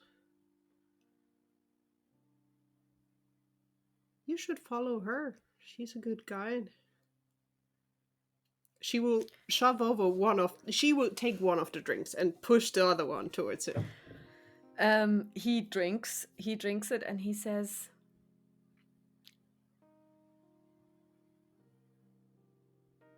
"If I do, I can never come back." You're a smart guy. You're a good guy. You can build up your own life without needing the parents. I'm still trying my way to go through that. Working on it. It's one step after the other. It's not easy, but honestly, it's refreshing and it's freeing. They have a different way of seeing the world than we do. And it's maybe not wrong their side or wrong our side, they're just not matching. We are the future, we are moving on. We should.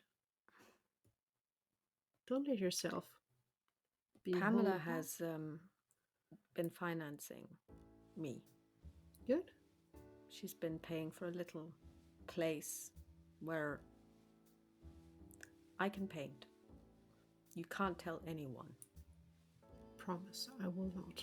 The only thing you need to promise me is to have me visit and show me some of your art.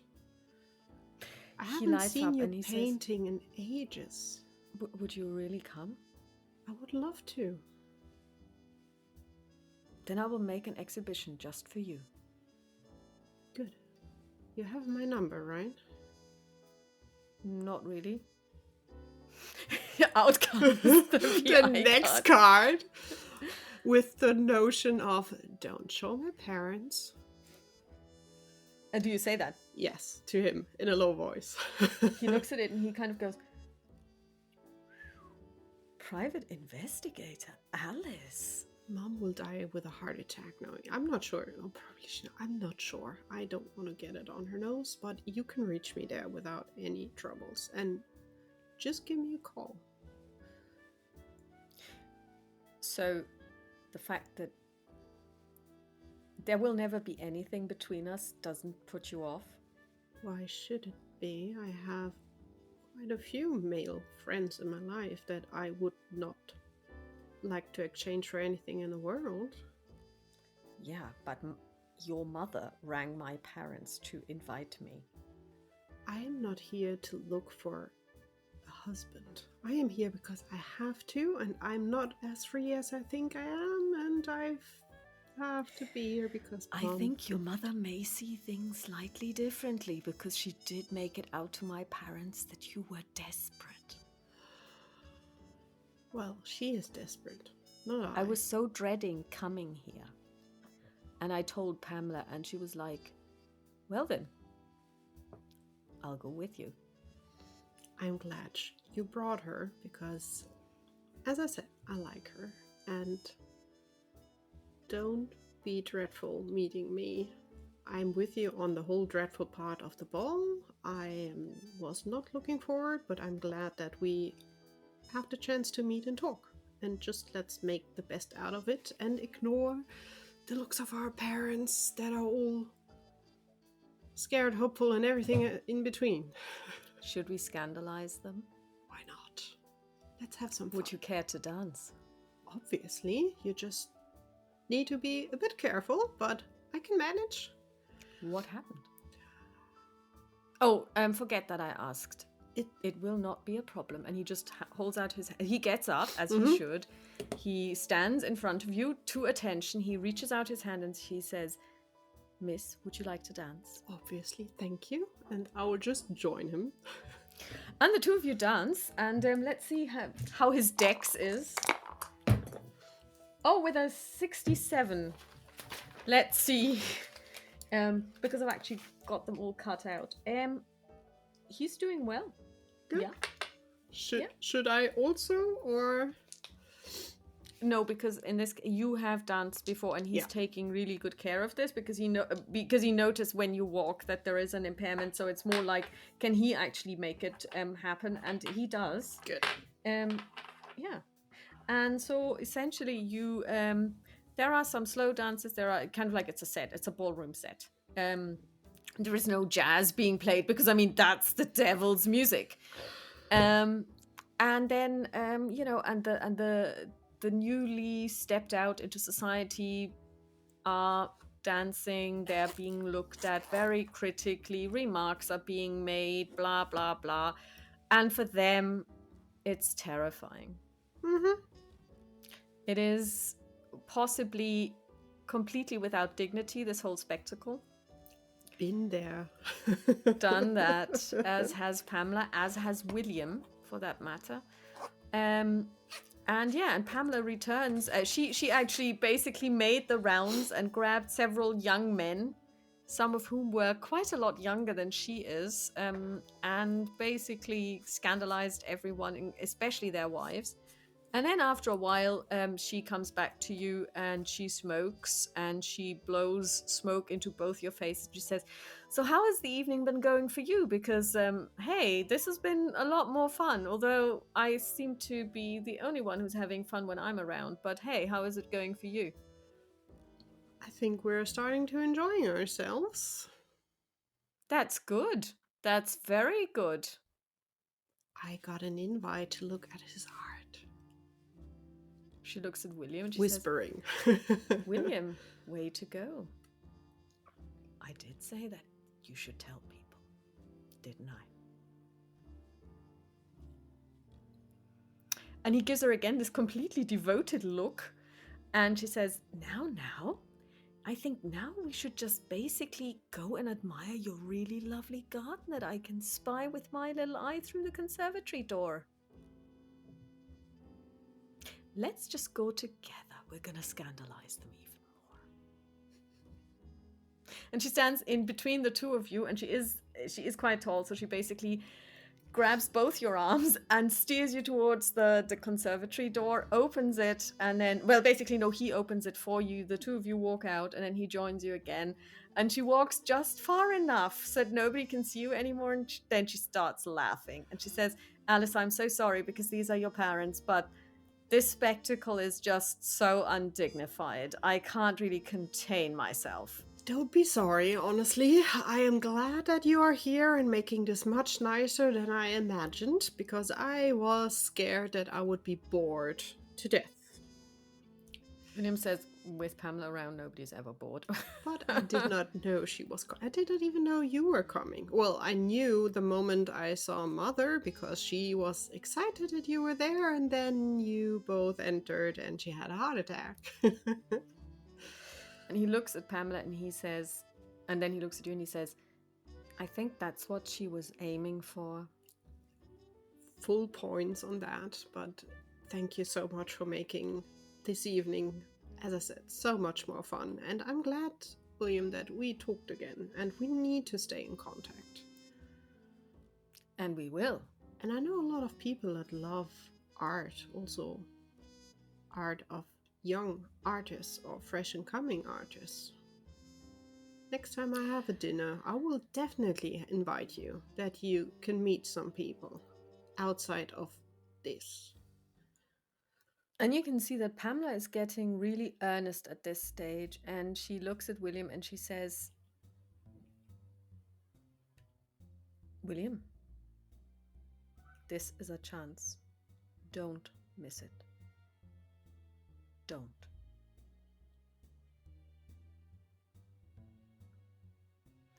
And he becomes quite pensive. And he says, "But if we do this, at some point they will find out." Yes, but by then we will be on our own 2 feet. And it will just happen. They will not change it. And Pamela turns to you and she says, "Thank you. Oh, thank you. I will leave the two of you alone because there are 2 gentlemen in there that I haven't danced with yet." Have a nice dance. And she leaves, and you can tell that she's now walking quite normally, but as soon as she walks into view of the conservatory, her whole demeanor changes. Mm-hmm. She really has this down pat. This lady knows how to impress people, or how to make an impression. And she chooses what impression she's going to make. I can learn a few things of her, William. Yes, she is quite something, isn't she? She is. quite the personality. And stunningly beautiful.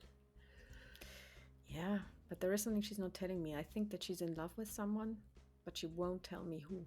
And I think she's a bit unhappy. She's a lot unhappy. If it's the guy I think it is, they are both unhappy because being scared makes people unhappy. Isn't that the truth? Yes. So you know who she's in love with? Did she tell you? Mm, Because she never told me. I've been asking her all along. she didn't. Though it weirdly fits to one of my friends and his part of the story. And now that I met her, I can imagine why the situation is like it is. If it's him. If not, there is a very poor guy out there that is scared. But is he a good man? He is. He's one of the best. Then maybe we need to push them a little bit more towards each other. Well, now that I know her and we have you, I will definitely make a dinner party. And guess who I will invite? You will definitely be a spectator. And I will invite both of them and see if it's them. Because he never had the guts to tell me the name and she didn't tell the name. Let's just see if it's them. If not, they can exchange life stories and give each other tips. Alice, you are like your mother when it comes to trying to be matchmaker. Oh God, don't say that. Then we need to make it a different No, way. in a good way. And he grabs both your hands and he squeezes them. In a good way, in a good way. I don't want to... Well, I would like to force my friend to have finally a happy life. And But she's not going to marry again, I'm pretty sure. Yeah, I understand. And I don't think it matters if you have the right person by your side. Maybe today isn't such a bad day after all. I really hated the thought of coming here. For the last 10 days, I've been dreading this evening. Well, it did get a little bit better when Pamela agreed that she would come with me, but this is now a lot better. At least I just had to suffer for a week because I was at the seaside and just came home to the letter like, hey. Oh, you were at the seaside. Do tell. And should we...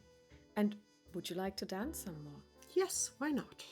Let's dance out here because we don't need the music. Oh, we definitely don't. And the two of you actually take a lovely turn down the quite large garden. So it's basically, I kind of imagine that this is more like an avenue and where you have trees on both sides. It's kind of like a little bit of a gravel road, which is a bit weird in the beginning with the shoes, but you fall into it really well. And the two of you do your own dancing because without the music, it's actually up to you what you dance. And you find out that he actually does have a couple of jazz moves going. Well, I think one day we, also Pamela as she likes, or some of my other friends, we should go out dancing to proper music. I'd love that. I would really, really love that. We definitely will. As I said, we need to enjoy life and do what we like to do. And you can tell that he's relaxing and he's a lot less tense than he was. And he said, well, now we should go back because I think if we spend too much time out here, at least your mother will start getting thoughts. Well, let her have thoughts, honestly. I don't care too much, but I think I fancy a drink. So let's go back. What would you like? Whiskey. Madam. Whiskey. An improper drink for a proper lady. And honestly, I would fancy a cigar, although my mother will die of a heart attack if I have one. I'm pretty sure that if you express that thought, Pamela will join you. Then let's Let's go inside. Yeah, let's go inside. And he basically stretches out his forearm like this so that you can rest yours on his, and then he leads you in, as it should be, and you walk up 2 very shallow steps. You go back into the conservatory. Do you look out for your mother? No. No. Okay. So you have no... Are you completely oblivious to what's happening? I think I'm tempted in between, but at the same time, I know it will make... I'm just enjoying the evening at the moment, and I know she will crash and burn that, so I will just enjoy the evening. As you walk in, you can see that something weird has happened. There is Pamela with a cigarette, and in her cigarette tip, and 4 of the invitees of the young girls are sitting around her, and she's essentially holding court.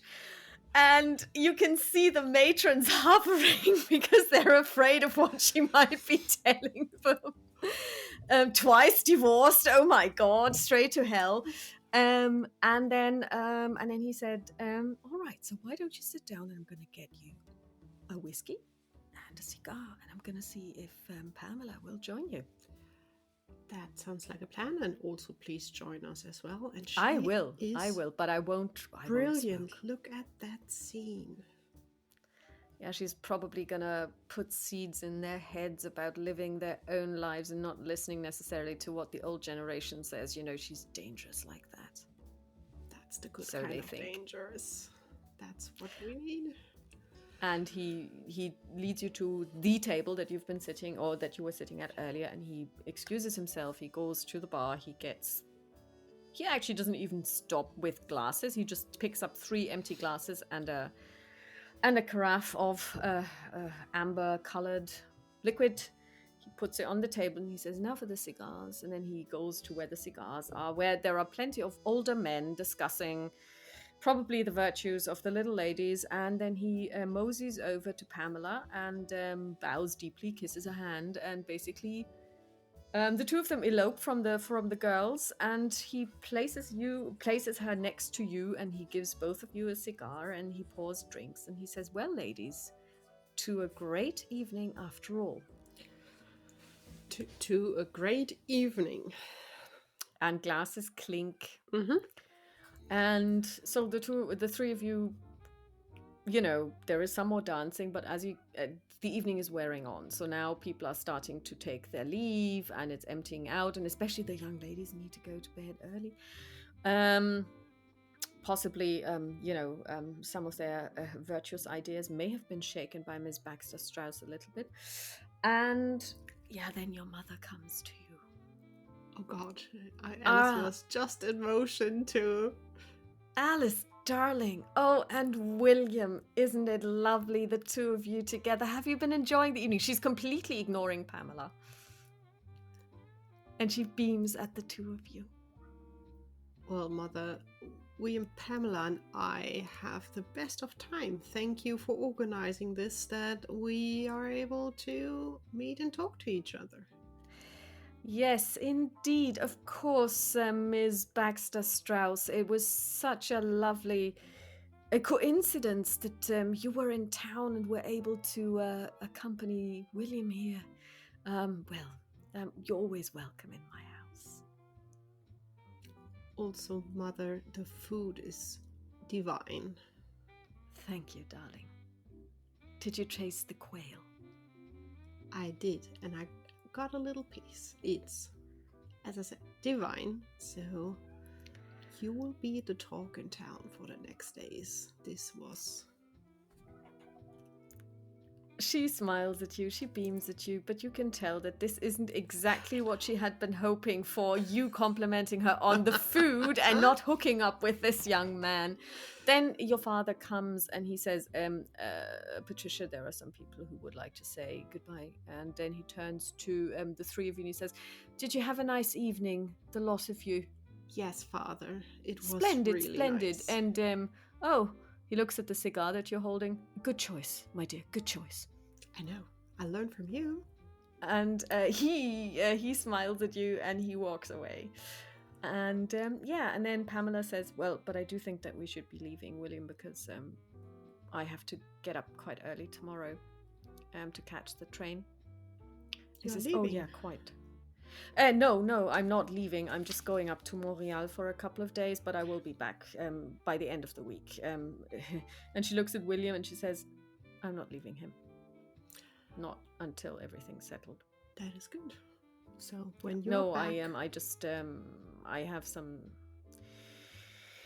I have a pad there and I need to rent it out because I'm not there as much as I used to, and so I'm just meeting with the person who will be looking after the place while I'm not there.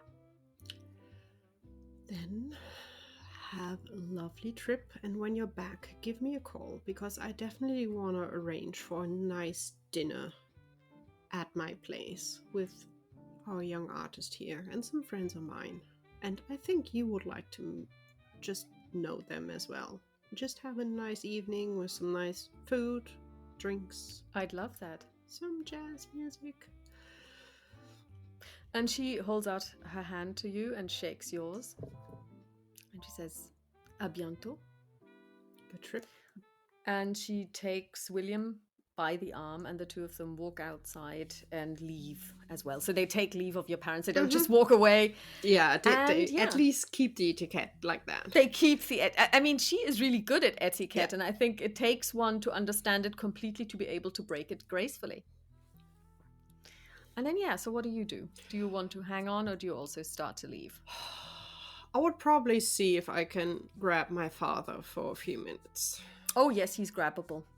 So probably with a cigar, and I organize a second one. Mm-hmm. I would just step up next to him and would just tap him on the shoulder. What do you think about a little smoke outside? Oh, of course. And he follows you. And I'll hand him the cigar and the lighter. Mm-hmm.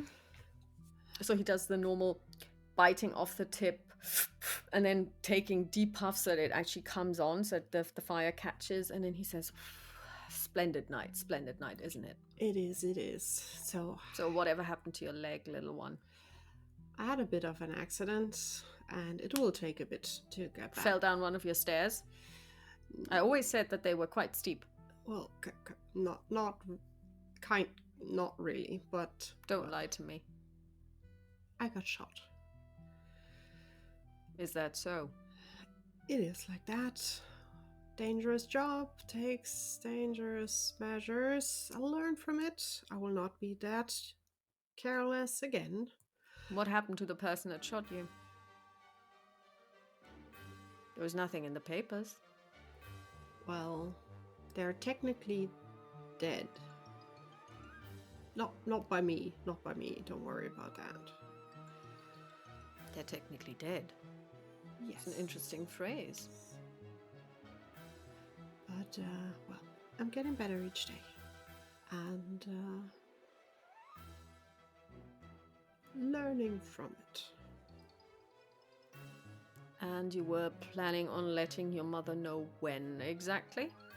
Well, honestly, not really keen on telling her, because I know what kind of fuss she will make out of it, and I'm also still scared to tell her what I'm really doing for daily living. That's the reason why I got shot, although she knows, doesn't she?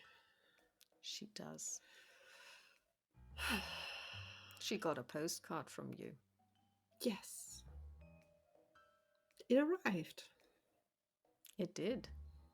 Dottie is quite sad that we didn't get a call as thank you. I did tell her to call. Well, I guess she's just as stubborn as I am. I wouldn't have called. That's why I married her in the first place. She has her own mind. Yeah. Thank goodness I got that part of her. And I got your good heart. You know, I'm gonna tell her about your leg. Leave it to me. She needs to know. She's your mother. She loves you. Just tell her it was an accident on the job. I will. But she needs to know. And I will also make sure that she doesn't start fussing. Also tell her there's nothing between William and I, right? It's a nice idea, but there was never a spark, and there will never be a spark. He's a good boy. And I'm glad I've met him again, but he's not the right one. I can't promise you that she will stop trying. Maybe not William, maybe someone else. I've been Honestly, trying to tell her, but that's the one thing she won't budge on. then maybe just don't tell her, because at least with William I have fun. So this makes She life just easier wants for somebody both to of take us. care of you. I She know. wants you to be happy. Well, I don't need someone to take care of me. For that, I have Dottie. She's very good at that. And I am happy. I have a good life thanks to your support. I have fun with my job. And I'm growing every day, learning new things. Yeah, I just think it's a bit difficult for your mother to accept that your life is so different from hers, that you don't want the same thing she does. It's not that I say I will never marry if I meet the right guy. I happen. But I highly doubt that's my way of life. Yeah, and I think this is where the two of you are a little bit apart.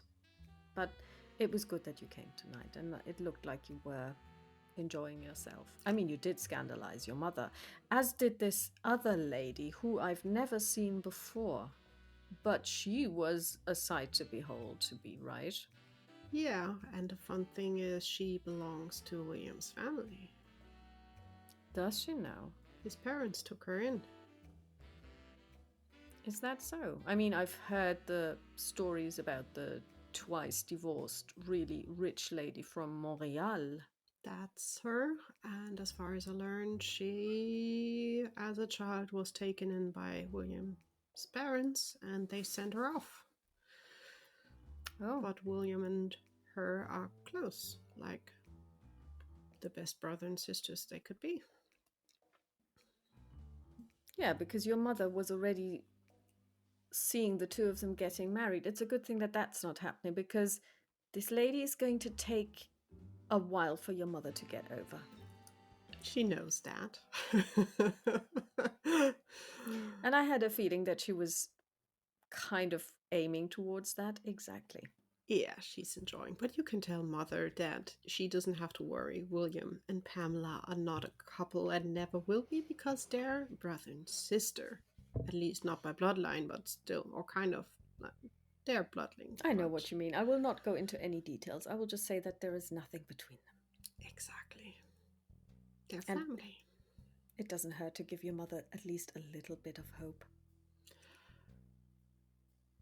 Right. Well, I'm glad that you are doing okay. And I'm glad that Mother kind of. That was a big thing here. And it was twice in the newspapers. And I'm sure it will be again in the newspapers because it must have been hell on earth the last days, but it was worth it. It looks amazing. The food was amazing. The music was a bit boring for my taste, but really good. As of Thursday, she told me to stay in the club, and I did. I didn't come back until 7:30 tonight. Well, it was safer, obviously, like that, and she could just be her usual self. Yeah, but try and ring at least once every month. It would mean so much to her. She will not be able to tell you. She will never confess, but it would. I will call, but I will ask for you. I will just have a few words and then ask for you, because honestly, I have nothing to talk about with her. I think that'll go a long way, though. Okay, Okay. then let's do so and let's get inside. Also, it's getting late. I think it's time for me also to get back home. And you finish the cigars, and he takes you back inside. There is your mother saying goodbye to the last of the guests. I will give my father a kiss on the cheek, just like thank you. And then I will walk over to Mother Mhm. with a bit of drama. Like, Mother, it was the bestest party. Thank you so much for the invitation. I also hope you got my postcard that I sent Oh, from yes, the dear, I seaside. did. Simmons Strand, how lovely. You one Um, day need to go there. It's such a beautiful place. if you say so, we will.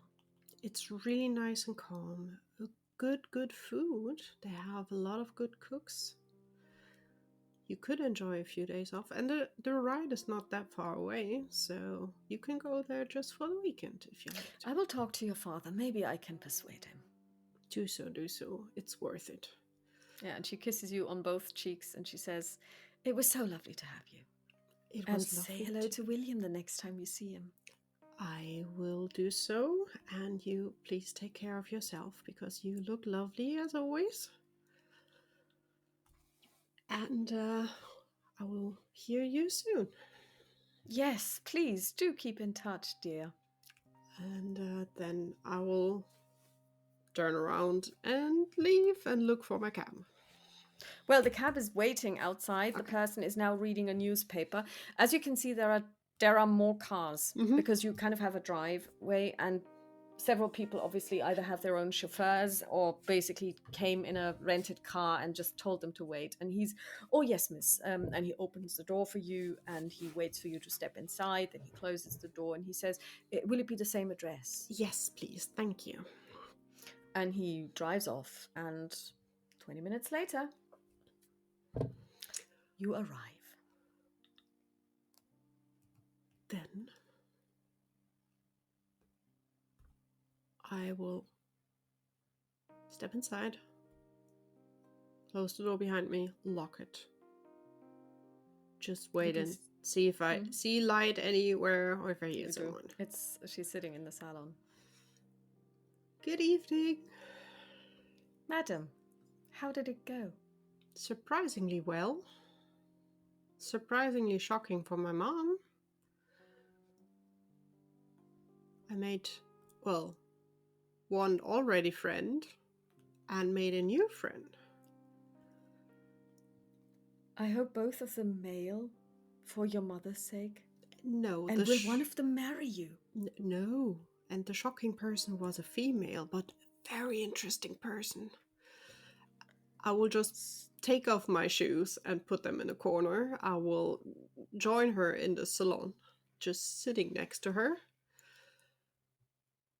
William was there. "William, how is he doing?" Well, he's trying to get independent from his parents with the help of his sister. "I didn't know he had a sister." I didn't know either. She was taken in as a child. You know, Titanic, and a lot of people died. Her family died on the Titanic. It sounded like that. I need to make some research on her. And, well, she's back in town at the moment, and she put William under her wing a bit because I thought I was independent. No, she is impressive. She showed up in trousers. My mom almost died. She showed up in trousers to a ball? Yes, it looked divine. But she was standing out. But Pamela is really interesting person, and William, that poor boy, really needs to be on his own feet again. He went back to painting. So I basically am invited to meet him in a bit because I'm curious on his art and how much he developed. And also when Pamela's back in town, she's leaving for a few days, I would definitely set up for a nice dinner party. I want both of them there and a few of my other friends. That might be interesting. Matthew definitely has to be there because we might have the lady in count that Matthew is in love with. Excuse me? Pamela's story about being in love with someone that is afraid to commit to her because she doesn't want to marry again because she's divorced twice already. She's divorced twice? Is kind of fitting the picture that Matthew painted. Maybe it's just coincidence, but I'm not sure about it. There is no such thing as coincidence. And both Madam. are not giving out the name of the other, so let's And just that would see be how they inappropriate. behave They're just very discreet. when they're in the same room. Miss Alice, you're a matchmaker. Yeah, William already said I'm just as good as my mother, which scares me. Well, except for the fact that your mother has not been able to make any matches for you, doesn't mean that she's good. She isn't a good matchmaker. She is. You know she is. She has brought together half of New York high society offspring over the last 30 years or so. Yeah, she has a good nose for people. Honestly, William and we get along very well. She's not wrong about that. But I am looking forward to that. That will be something to have a look at. And if William's art is just halfway decent, I want to make sure we get him into the right circles, that he's really able to live on his own, because nowadays you can live from being an artist. Well, that will give me the opportunity to try out a couple of new dishes. Yes. Also, Mother knows about my job. She does? Did you tell her? That's very brave of you, Miss Alice. So you spoke to her more than just saying hello. No. I talked to Father. Oh, and he told you that she knows. Well, he asked me blankly what happened, because Kane is not the usual outfit to send up, and Mother obviously could not ask in front of the people to keep the etiquette.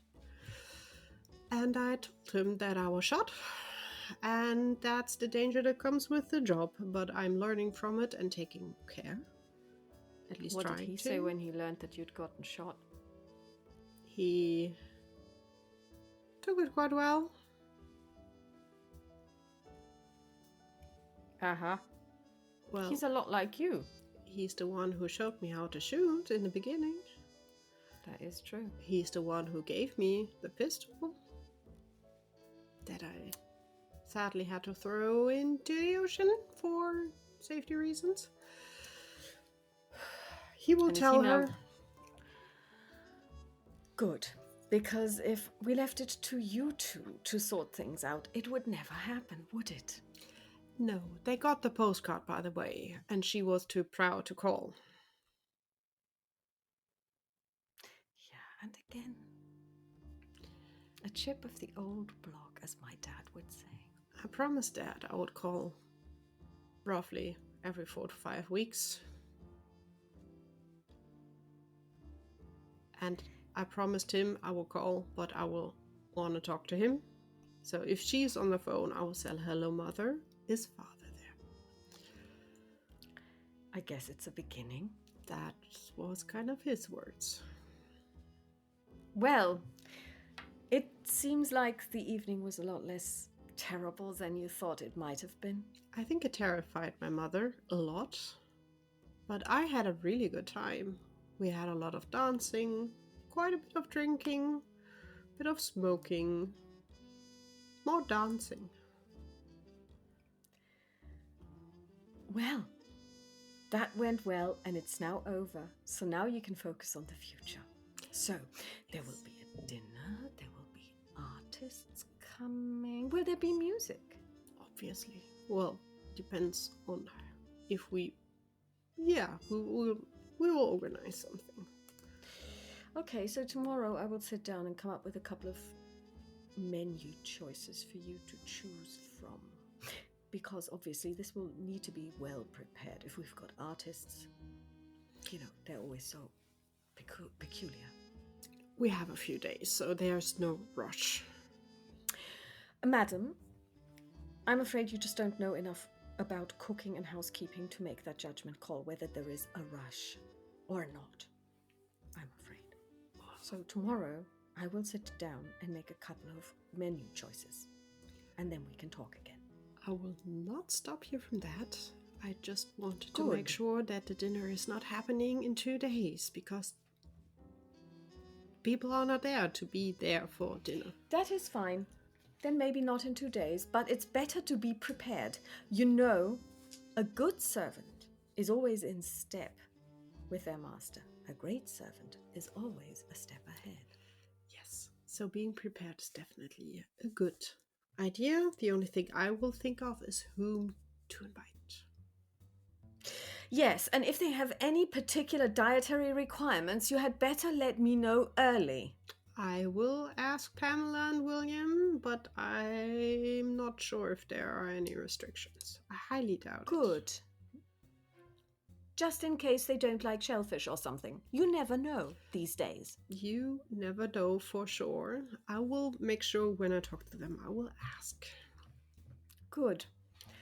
But now, if you'll excuse me, it is a little bit late. And you look at the clock, it's like 2:30 in the morning. Yep. And tomorrow at 7 o'clock, it's rise and shine. So you might want to get some sleep as well, madam. I will. And she walks away.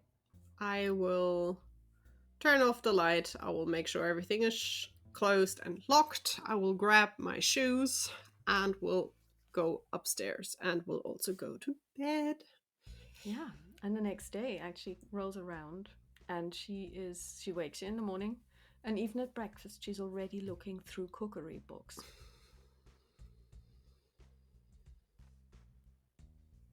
She's not making any conversation, but she's making furious notes.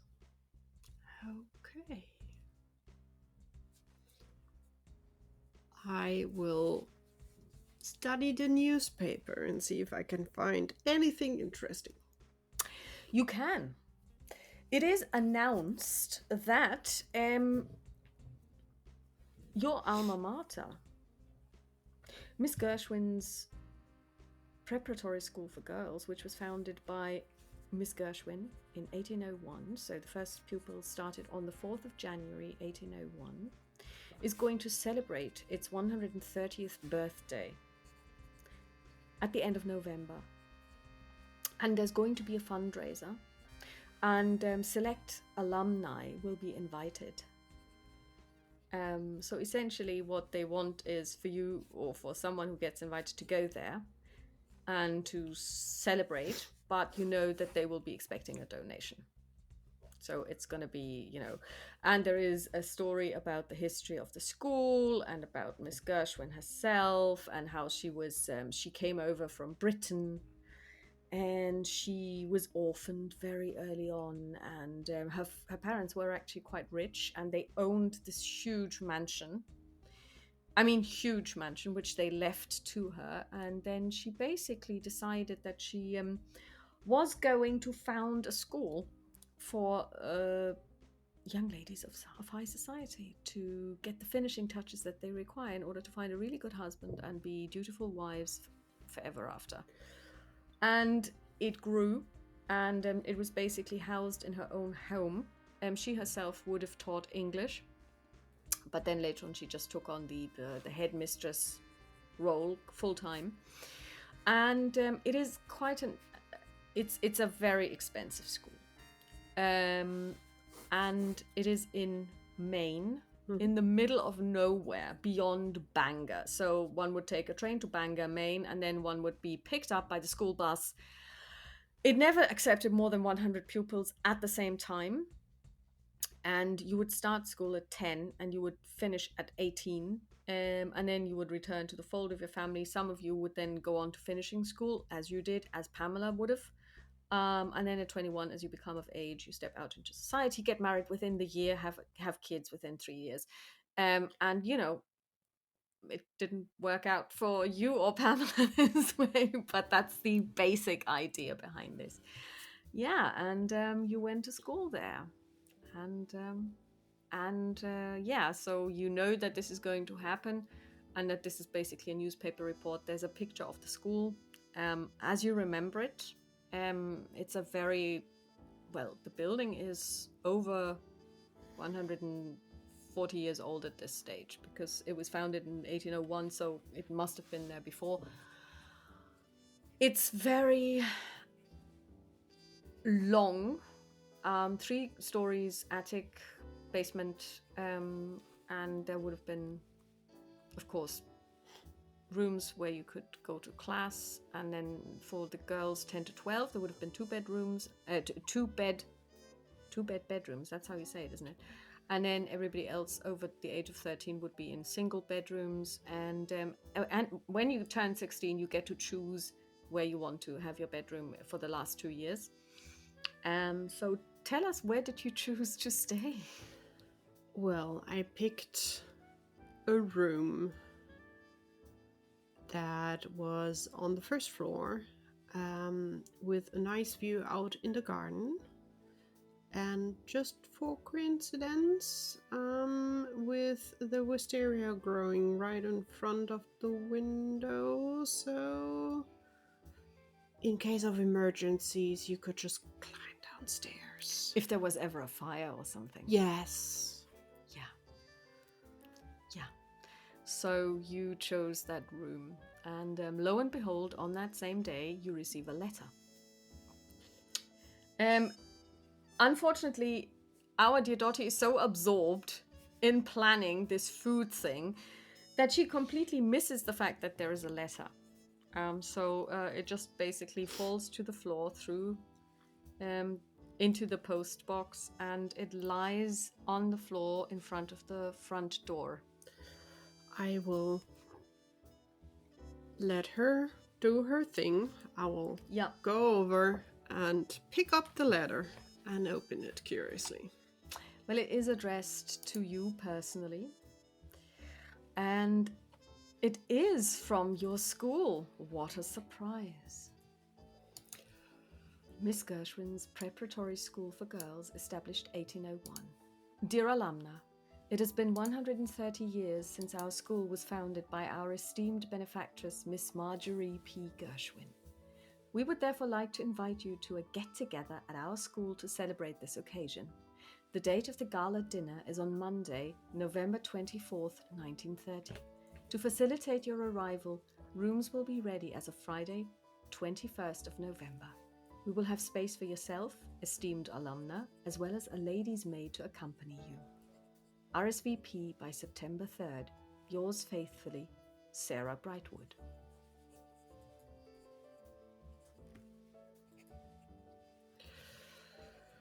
A whistle is heard from Alice because she is surprised to get a letter. Why? Do you think that they don't have the best memories of you? Well, she was at least a bit of a troublemaker. She was good at school, but she was doing a lot of things outside of school time that she shouldn't have done. So there would be a long list of things where she got detention for, or her parents got calls, probably. But she was always able to stay because her grades were good, because she enjoyed school itself, learning things. So she's definitely surprised she got a letter. Do you say anything? Dottie, dear? Yes, miss. Scribble, scribble, scribble, scribble. What do you think about a few days in Maine in November, in a lovely old house with other people? Maine in November with other people. Yes, sure. Why? How did you like the seafood chowder I made? It was brilliant. All right. Okay. So she kind of. All right. So might be an option. Sorry. What was that about? Sorry, madam. What was that about Maine and a few days in November? And she steps out of the kitchen. Well, my old school has 130 years of existing celebration, and they invited some of us that went to the school, and we are even allowed to bring company in form of a housemaid, because it's a school for girls, so not a male person will be allowed to step foot in there. Oh, I would and be you're planning on going? I would be curious. I had good times there. I'm not sure the school had good times with me, but I had good times there. I learned a lot in school and out of school. Out of school. Well, still on the school ground. I On see. non-school topics. I see. But Well, I would be curious. I've never been to Maine. It's beautiful out there, although I have to warn you, it's in the middle of nowhere. There are only Well, trees around. And more trees. And believe it, more trees. she looks down at herself and she says, does that mean I'll have to wear trousers? No. You can wear whatever you like. I mean, madam, if you are going, then I would be very pleased to go with you. Then that's set, and I will write back and say we are happy to join them. We just need to figure out if we already want to join on the 21st or just one day before, because the celebration is on the 24th. I think arriving on the 22nd might be a nice thing. I don't want to be the first one to be there. 22nd sounds good.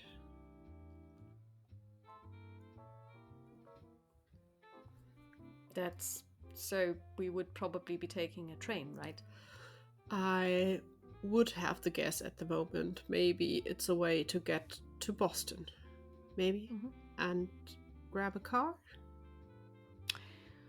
Okay, so driving from Boston to Bangor, Maine in 1930 quite in big, winter right? is probably not such a good idea. Okay, so going to Bangor in Maine and being fetched by some kind of transportation. I hope they will organize something, because it's literally in the middle of nowhere. It is. So we will see how that goes. So we will go there by train. And we will send them the information on when we will arrive. Although, honestly, there are not many trains going through there.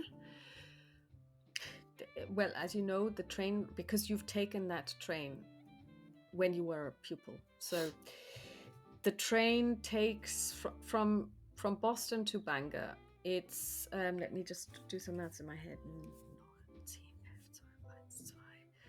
It's 6 hours. Mm-hmm. So it's an overnight train. So you take a train from Boston at around pretty much shortly before midnight. It's a sleeper car. You arrive in Bangor in the morning. And then what would have happened is they would have sent the school. It's almost like a school bus, but only a small one, kind of. You can't fit all of the 100 girls in it at any one time. And they would have just fetched you and your luggage and would have driven you. It's about an hour ride. And the place itself is super distant. Well, it's not that far away from Bangor, but way back when there was nothing there. So today it's a nature reserve, and in it is something called Indian Pond, which is a lake. So the mansion itself is a huge. It's an estate.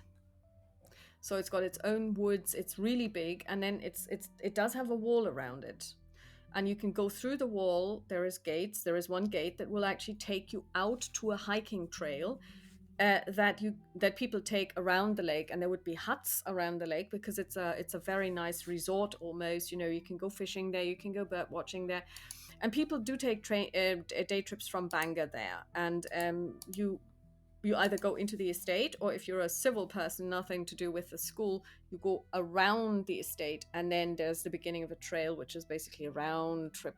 The trip itself around the lake would probably take you 4 to 5 days, depending on your pace, and there are huts where you can stay. And you also know, I don't know if you might have done it yourself, but in winter you can actually go cross-country skiing around the lake. So that's one of the things that you can do. And of course, there were horses, and you would have taken out the horses to go riding, and you would have ridden round the trail, depending on whether Alice would have ridden. I don't know. Yes, she would have probably done both, because being outside was always fun. Yeah. And so it is really remote, but it's 1930, so it would have been remote. Today it's probably even part of Bangor, the city. I don't know, I didn't research that, but that's basically the idea. So once you're there, you're really there. So if you were to arrive on the 22nd, you would leave New York on the 21st, you would go to Boston, then take the night train, arrive first thing on the 22nd, take the car, and you would be there before lunch. Okay. Yeah. So, and you would probably let them know this so that they can make arrangements. Yes. So Alice will sit down, write a letter as an answer that she's delighted to be invited, and she will gladly join the celebration with her maid. She has problems writing that, but well. And that she and Miss Dorothy Williams will be happy to arrive on the 22nd by train in Bangors, and hopes that there is a way they can be picked up and brought to the school. She will be happy to get an answer back for final planning. In best regards, Alice, or Miss Alice Baker. She will put the address again and also her phone number, just in case. And then... Do you put in your calling card? No, but at least a phone number. And we'll prepare the letter for being sent. Okay, so basically, you know that Dottie prides herself on always having stamps, just in case you need to send a letter and the post office is closed. She even brought one to Simmons Strand, said you could write her postcard to your mother. Doesn't take any chances there, the little one. So basically, you make it so. And now I would like to take a 5-minute break, because you and I need to discuss what we're going to do now. Because I think you might be wanting to do something else before we enter into the snow. If it's not crashing, yes. No. But so let's take a short break. That's not yeah. the worst to do. Okay, so it is now still the 11th the 18th of June.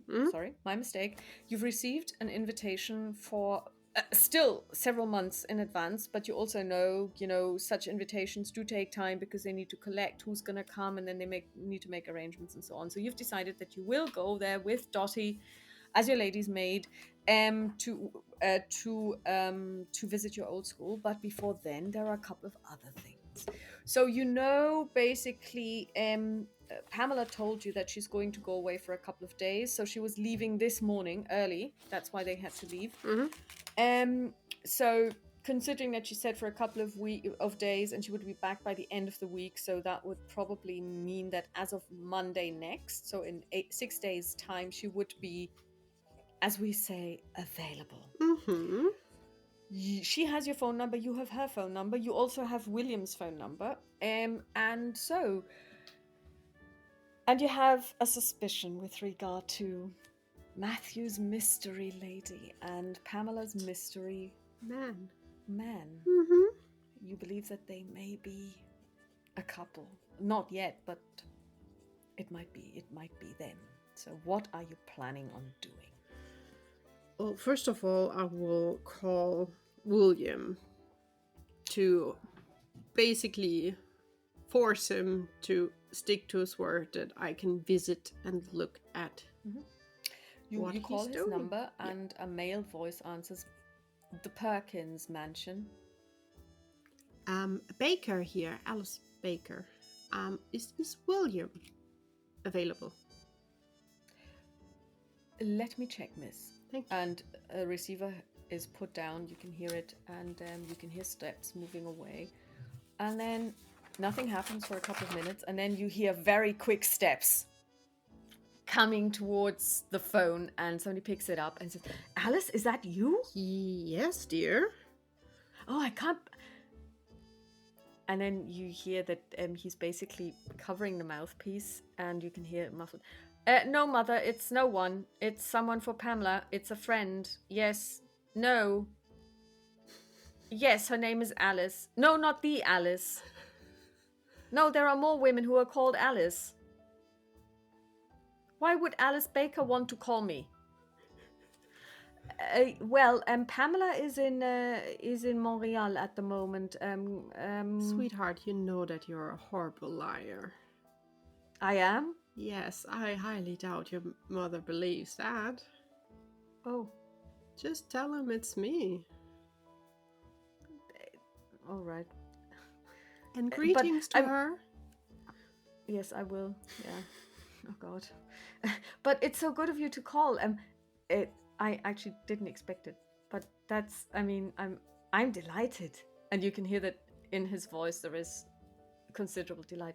So, how are you doing? Well, I'm doing fine. I hope you are doing well as well. I miss Pamela. Well, she will be back soon, but I wanted to catch up on, your little, hopefully not so little, artsy things. So, what do you think about meeting for dinner? And then you can also show me some of your art. Oh, I'd love that. I'd love that. Are you available tomorrow evening? Yes, of course. I mean, and it'll also give me a reason to leave the house. Then pick me up at 6. What time? 6. I will be there. Perfect. Excellent. I'll see you tomorrow. See you tomorrow. And he hangs up. You can already imagine that his mother was probably hovering somewhere, trying to find out what he's going to do at 6 o'clock tomorrow evening. Okay, so what are you planning for the dinner? So because it looks like if he's going to pick you up, then you're going to go somewhere for dinner. Is that the plan? Yeah. Okay. Mm-hmm. My dearest Italian restaurant that I always can count on. Immediately I will call and make a reservation for 2. Vittorio's. Exactly. Mm-hmm. And I will tell Dottie that I will eat outside on that day. Oh, good for you, miss. Well, William needs to get out of the house, so I will meet up with him and I will have a look at his art and just give him a little shove more in the right direction that Pamela is already pushing him like crazy. Try and find out what he likes food-wise when you're going out with him tomorrow. Yes. But try to be subtle, madam. Try to be subtle. I will try. I can also try and see if there's anything Pamela does not like to eat. Or cannot eat, because, sometimes people are allergic to stuff. Yes. Like I said, it's all about the subtlety. She knows you're not subtle. No. Indeed. I will find out what you need, dear. Thank you. Thank you so much, because I want this evening to be special. And good food goes a long way. I know. Good. So, for tonight, what were you wanting? Have you got any idea what you would like to eat tonight? Or do you just want me to make all the choices again? There is a full cupboard. You could also just tell me what you like. It would make my life a lot easier. You always treat food like it's just a necessity. No, dear. I love food. The only food I don't love is breakfast. Yes. Everything else I really enjoy wholeheartedly with everything else. How about puff pastry with goat's cheese, chutney and asparagus? Yes, and please, yes. Good. And for the next 3 hours, I don't want to see you. She's going to make puff pastry from scratch. Oh, she's crazy. Although during that time you could there's a not lot buy of it going to ready, be probably. Buttering and turning and folding. And yeah, I once saw Jamie Oliver do this and I was like, oh my God. So Thank she's goodness making for puff pastry. supermarkets and having it ready. Indeed. Yeah, so she's making puff pastry from scratch. And you know that this actually takes a very long time because it's a very elaborate process. I will stay out of her way, probably just hiding in my study and reading. So as you read, things progress, and then suddenly there's a knock on the door. Yes. I'm done, and I think now is a good time for coffee. And she opens the door and she comes in with a tray, and there's a coffee pot on it and two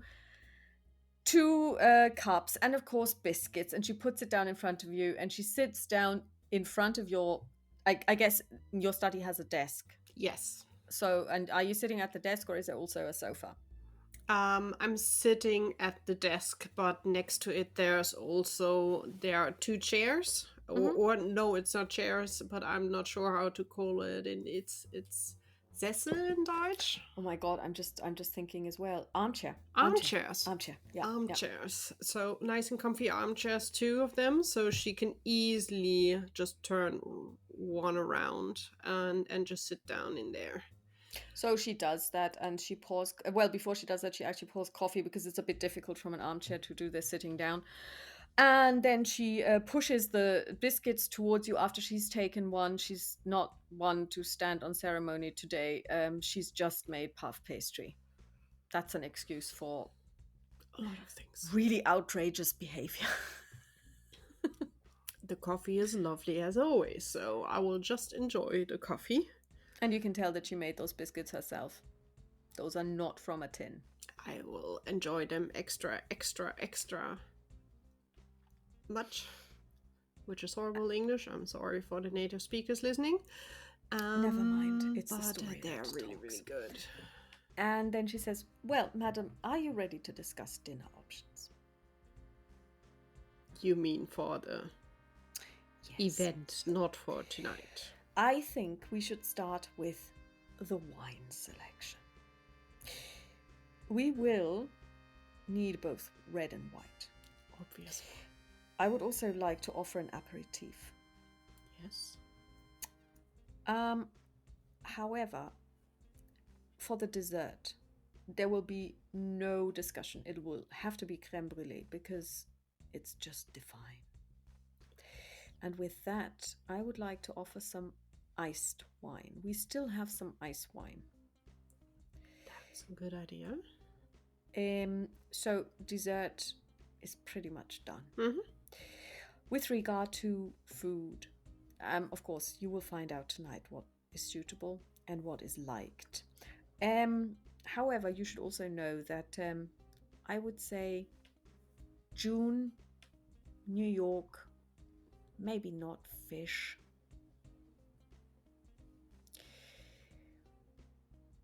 We could look at a garden variety salad to go with it, a very light salad, tomatoes, and she basically lists all kinds of, and artichokes and that kind of thing. And you have had that type of salad before, and it's actually really divine. So it's now just a question of finding out what kind of meat. Mm-hmm. And obviously she is, interestingly enough, although she's Irish, she detests turkey because it's so dry. She doesn't want to cook it unless you really insist. So Christmases can be a bit tough. Turkey doesn't have to be dry. I could be mean. If you do it right, it's not dry. But okay, you will not be getting any food for the next 3 weeks. You can cook it yourself. Yeah, she will be sulking. Okay, so basically then she gives you a couple of options to bear in mind, even if you want to talk about food subtly, that you know what she's thinking. that are all kind of really good options. Yeah, and didn't you say that she had spent some time in Montreal? Yes, also in France. So In that case, I was thinking maybe French wine. I think she would enjoy that. Yes, so we will get some French wine. Yes. I will make inquiries, and I will get some recommendations, and then you will make the final choice. Yeah, just we can order some bottles for testing, basically, and see what would fit the best with the food. Yeah. Good. So then that looks like a plan. So, yeah.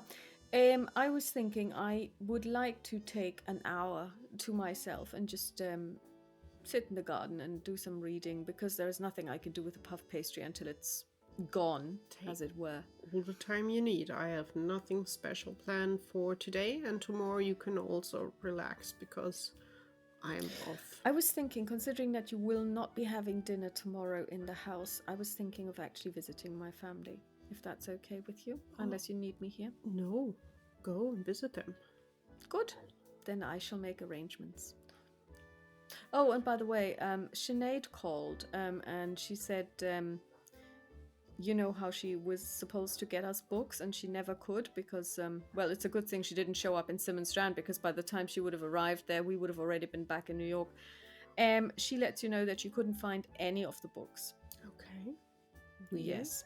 But interesting. Very weird. Maybe one day you should tell her about the story, or we should tell her the story because it's right up her alley. There are ghosts. Yeah, I think one day, not too far in the future, we should invite her over and meet up with her and at least tell her. Yeah. She will learn more about what is out there. Yeah. So then basically she excuses herself. She goes into the garden. She sits down. Well, you assume she sits down. You don't know because you would have to follow her out to find out. Then after a while, she comes back. Dinner is served. And basically then you do whatever you like in the morning, in the evening. And then the next day happens. We'll just jump to 5:45, like a gentleman, 15 minutes early. William is outside. Dottie lets him in. He comes in with a huge bouquet of flowers, of course. And he presents them to you. Alice, darling. William, so nice to have you here. Welcome to my humble home. It's lovely. It's a pity I've never been here before, isn't it? It is, because it's my space. Mostly, well, paid by parents, because as much as we want to be independent, it's hard to be. But my parents never set foot in here. Really? How did you manage that? I have a very stubborn mother that is not quite happy about me being on my own. He looks at Dottie and he says, but you're not on your own. Well, true. I think Dottie is the only reason why I'm allowed to be here, but it works out. It works out. Just sit for a second. I will just finish getting everything together. Dottie, dear, could you put the flowers into... She's already putting out her arms Thank and you taking the flowers. so much. And she says, I'll put them in the salon so that you see them when you get back. Perfect, thank you. And I will rush up, grab the last bits, my handbag and a jacket, probably a light jacket, in case it gets a bit chillier in the evening now. And then I will just go down back. Okay, let's go. Mm-hmm. I have a You table. go. The cab's waiting, so you go to Vittorio's. You have a lovely evening meal. You're trying to be subtle about it. It turns out that he seems to be he likes everything. Pamela, interestingly I'm enough, not subtle about it. I blankly ask him if there's anything he likes to eat, especially, or cannot or doesn't like to eat. And same with Pamela, because Dottie would like to have the perfect food on the table. well, actually, I don't mind either way. I mean, I really like food in general. Although I know I don't look it, but I like food. Pamela also likes food, but there is one thing that she likes especially. She really, really, really likes veal. Okay. And he says, I think it's a French thing, because that is actually true. For example, here in Ireland, nobody eats veal. Britain the same. United States, I've never seen veal or anyone in the United States eat veal. It's a continental thing. Okay. And she really likes that. But she will eat anything. She is actually a very good eater. I'm pretty sure that Dottie will be delighted cooking for her. She is delighted to cook for anyone who is halfway interested into food. So, and honestly, her food is divine. So we will all enjoy the whole menu, whatever she's doing. I'm quite sure. Okay, good. So the food, the evening draws to a close. You have had your food. It's now. You didn't take that long because you basically want to do something else, really. So it's probably 7:45. You get a cab, and he takes you to a part of New York, and you can insert now a borrow where this works because I don't know the first thing about New York. It's not seedy, but it's not where the affluent people live, and it's definitely not where people like you would spend a lot of time. And he tells the cab, gives them an address. They stop. He opens the door for you. You step outside, and it's one of those. It's a block of flats, really. It's more like tenement buildings. And he says, "Well, I'm afraid it's not what you're used to, but it was the best I could get at a rent that Pamela's paying for this. Pamela could probably rent a mansion for me, but I don't want that. I'm not judging. As you can understand. It's your own place where you can do what you like, so I'm not judging. It's a couple of stairs. I hope you're fine." And he looks at your leg. I am fine. Don't worry about that. And you go upstairs, and it's actually underneath the roof, and it's kind of like got this slanted roof, and it looks like a studio, a painter studio. You can see canvases everywhere stacked, but it's not chaotic. It's actually really neat. So there are the brushes, there is the palettes, there are the paints, and everything is super, super clean as well. So it's not like somebody was just painting and then just basically threw everything somewhere, but it's very clean. You can also smell different types of I don't want to call them, well, yes, maybe I do want to call them chemicals, like, turpentine and that kind of thing, stuff that you need to clean the brushes. And he says, "That's where I paint." That's a lovely space. And it's got really nice light because you can see it's these slanted windows. And he said, "Well, so it's not much. And I don't really paint people because I find that is too hard still. Pamela always says I just need a teacher. She tells me I need to go to art college, but that's not gonna happen. But so you can still find a teacher. Yeah. Do you know what they charge? But let me show you 4 paintings that I really like. I'm not saying that they're good, but I like them.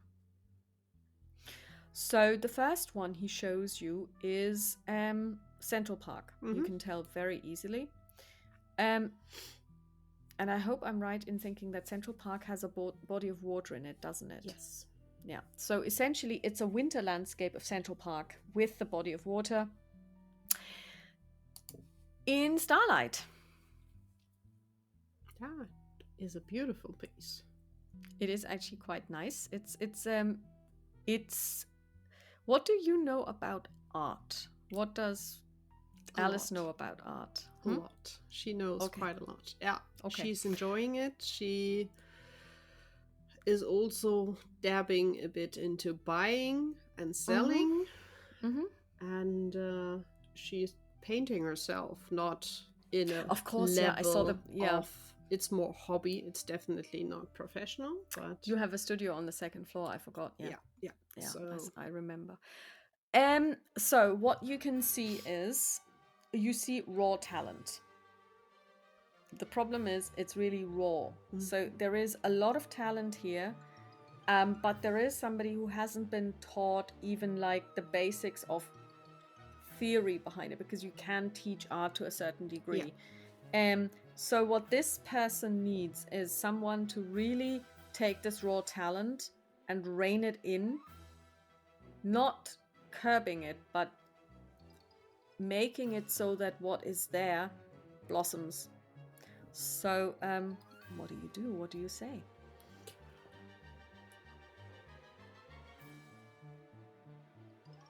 We will find you a teacher, William. This needs support. This is lovely already. This will be brilliant with some training.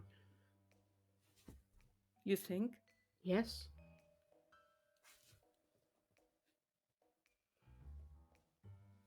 Pamela says the same thing. Pamela says, I need a teacher. I told you so.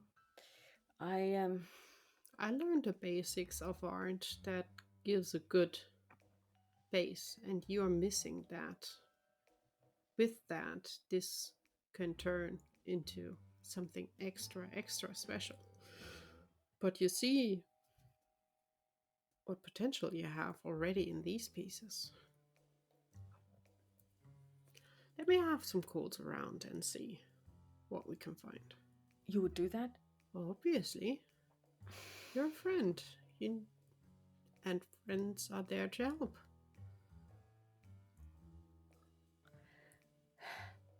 You will just It's have to sometimes a paint a pity, painting for me one day for my salon to put over the fireplace. Of course, I will do that. See? So, all right.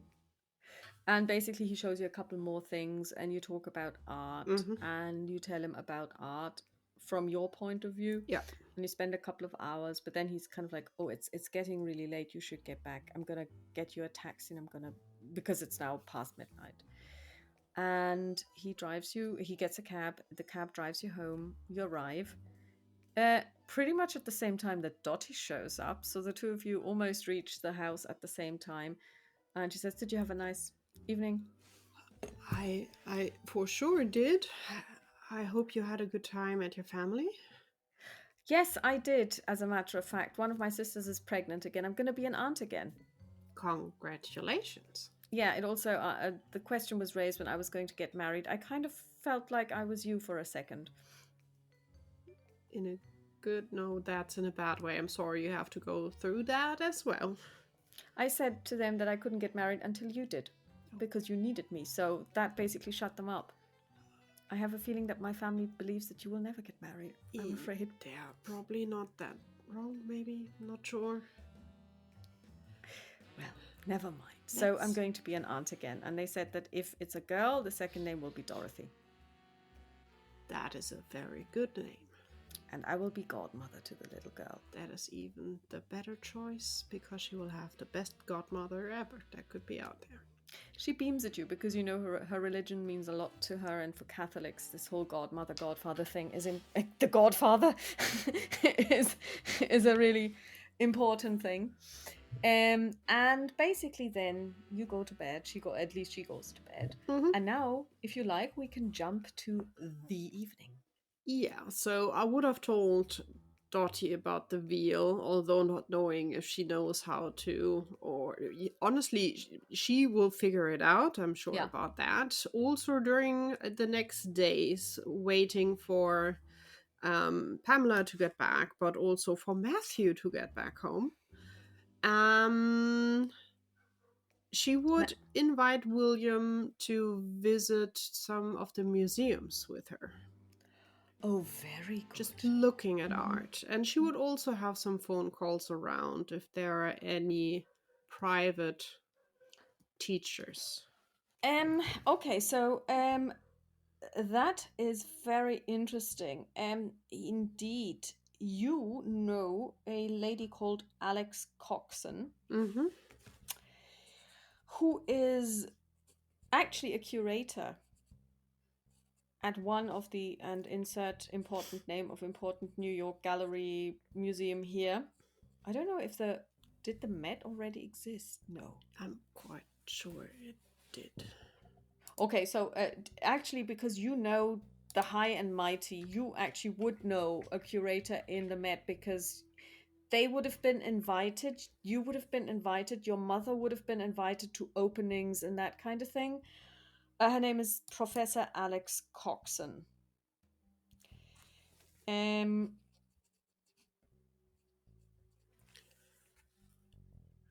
1872. Yeah, 1872 it was. okay, so oh well, it's been around for almost 60 years. So yes, so her name is Professor Alex Coxon, and I'm just going to make a note of her because she will go into our diary. Professor Alex Coxon, and she is a curator for modern art at the Met. And she is, of course, old. So she's like, well, compared to you, everybody's old, but she's like 55 or something. Of modern art at the Met. And yeah. Oh, Alice, that's interesting that you should ring. How was the soiree at your mother's? It was a really nice evening, surprisingly. Oh, yes. I can imagine. But why are you calling? Do you have stuff that you would like me to look at and evaluate?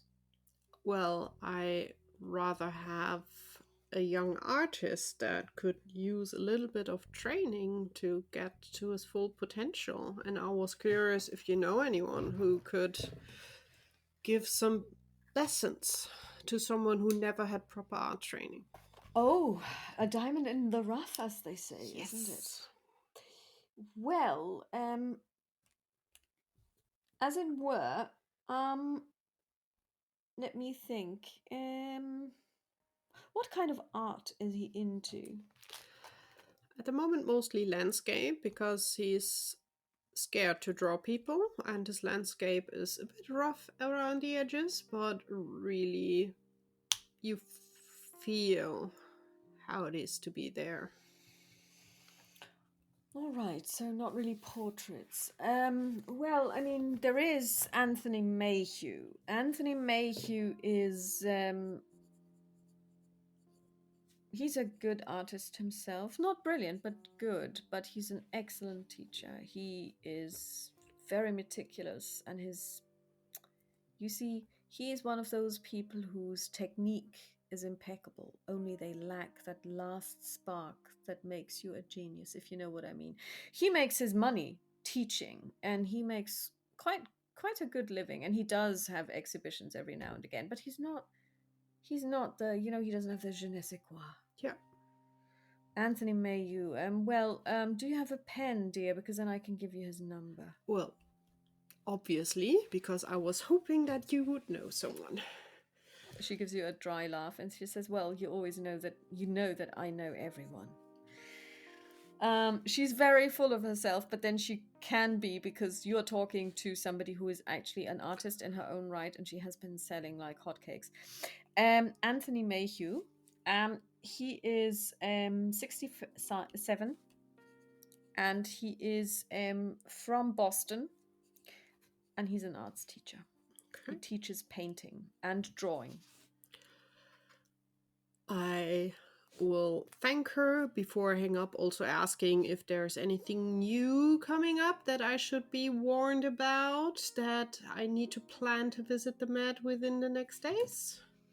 Well, actually, there is. We've got a collection of Chinese. Okay, words fail me. Tuschezeichnungen. You know what I mean? Well, it's ink Drawings. drawings. Yeah. What is wrong with me today? It's because I didn't get that dryer.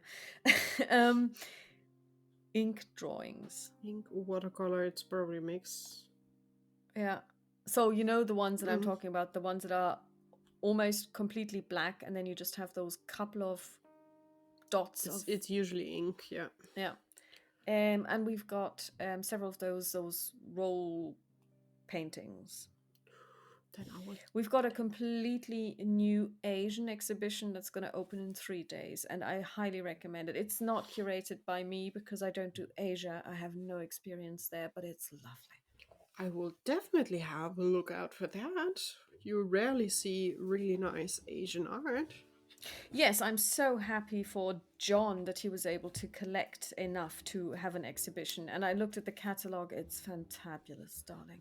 Then I will definitely be around. Let me send you a catalogue. How about that? That would be lovely. Too nice of you. Thank you so much for the catalog and the help. And give my regards to your mother. I will. And she rings off, and you know that probably by the evening post she will be sending you this catalogue. And immediately I will use the phone and call Mr. Mayhew. It rings a couple of times, and then you hear a kind of like a stressed male voice saying, "Yes?" Baker here. Do I speak to Mr. Mayhew? Yes, indeed. Who is this? And you hear in the background someone, it sounds like meowing, and he's like, "Get away from the paint!" I'm sorry, Miss. Sorry, what? Baker. Professor Coxon gave me your name. Oh, Alex. Yes. What? In what regard? I have an artist at hand that needs a bit of training. The talent is there, but he never had proper artist training, and I think so it he's would unlike help me. him. I have proper training, but I have no talent, according to Alex. So yeah, we should be a perfect match. I was just curious if you would have time and space for a student. I always have time and space for a student that's promising. Ms. What was the name? Baker. Alice Baker. Yes, of course. So when and where? I would like to see him, and him mostly, and then his art. You can tell a lot by looking at a person. I would say It's all about the aura. tomorrow evening at my space. That sounds lovely. Do you have an address, Yes, madam? I will give him the address and say 6 o'clock. All right, so he and I will be there. Okay. And then I will ring poor William. Yeah, William answers the phone. And he will just get the information, be here tomorrow, 6 p.m. with your art. To do what exactly? Just be there, pick 2 of your favorite pieces and be here. There will be dinner as well. You're like Pamela. She never tells me stuff either. She's always like, just do this, just do that. It's a surprise. Just be there, be yourself. All right. Enjoy the evening. Be myself. What are you doing? I see you tomorrow. He rings off, and he's probably totally confused at this stage. He is, oh God, you're awful to your friends. And then I will, turn and search for Dottie to inform her that we have a spontaneous dinner with 2 artists tomorrow. What am I going to cook? We can also order something. But no, I don't want to offend No, you. I'm sorry, I did not say that. Ignore my weird ideas. They are artists. They are happy with just tasty food. It doesn't need to be extra fancy. All right, they're artists, so that means they're probably undernourished. And yes, they will eat anything we put before them as long as it's enough. All right, I know the type. And she's probably gonna make pot roast with lots of potatoes. Totally fine. Do you want to do anything, or shall we let the evening run around? Oh, by the way, you get a phone call. I get a phone call. I will pick up the phone. It's Matthew. Alice, hello, I'm back in town. I just wanted to let you know, because I had a feeling that you were a bit concerned about me the last time we spoke. Well, I was, because, Dottie and I had some time figuring and fighting whatever happened back there, and I can't even imagine what you went through, so I hope the time at your brother's place bode you well.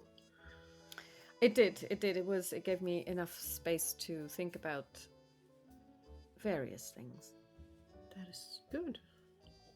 Now you're back. I can warn you, I'm planning to have a dinner in the next days. I'm not sure yet when, but I will definitely give you a call and hope you will be able to join.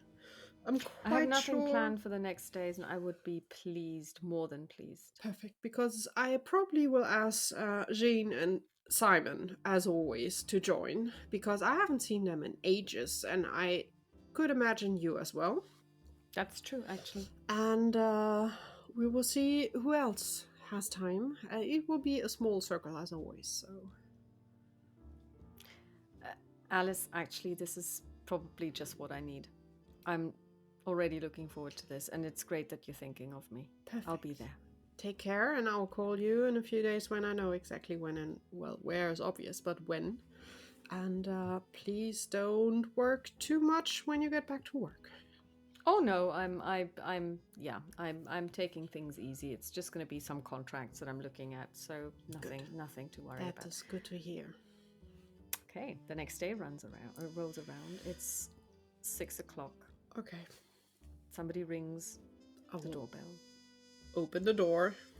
In steps a man that is very emaciated, gaunt looking, eyes sunken. He's not dead. He's not a zombie, but he looks really unhealthy. Mr. Mayhew, I guess. A good guess, but I suppose that I'm the only person that you're expecting tonight that you have never met before. And he bows and he kisses your hand. So where is he? Still on the way. He will be there in a bit. Was I supposed to bring flowers? No. Good, because I haven't. That is no problem. You are here, that's most important. He takes out a cigarette, then he puts it back into his pocket. I'm sorry. No, feel free to smoke. We can just move into the salon. And Are you sure? Yes. And he takes out, and you can see that he's got these typically yellowed fingers. And as he starts to smoke, he's kind of calming down. And interestingly enough, he smokes, and he looks a lot less dead. And then the doorbell rings, and in comes William.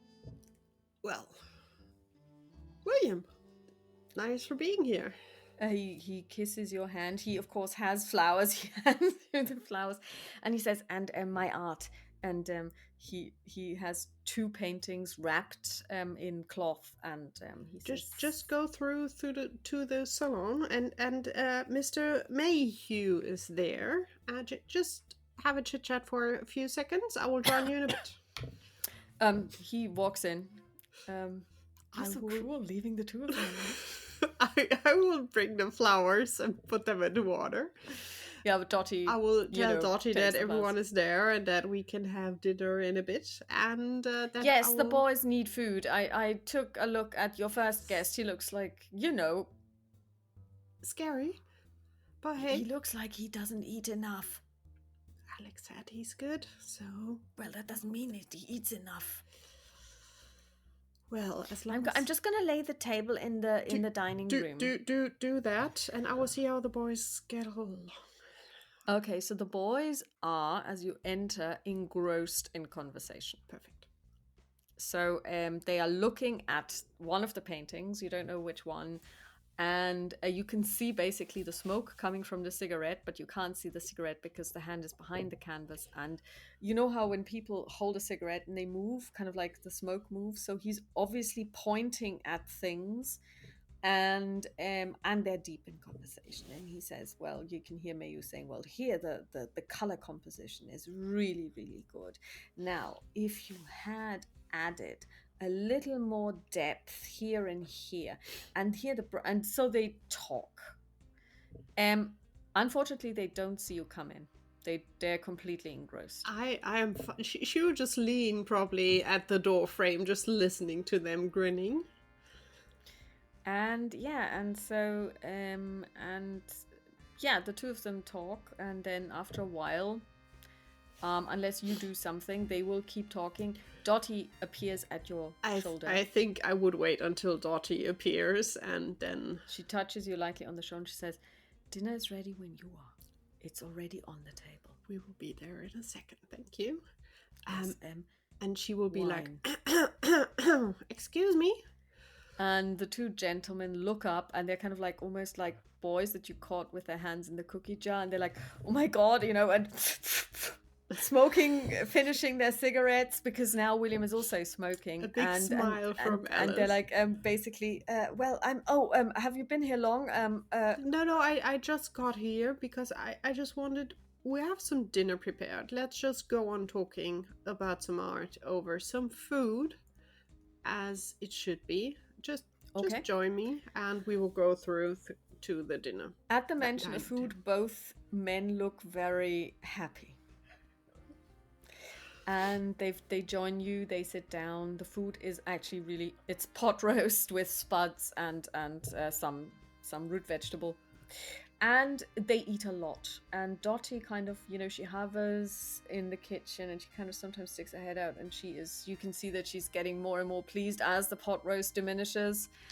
And the two of them really talk art, and of course they also talk to you because you know art, and so the three of you start a really nice conversation. Good.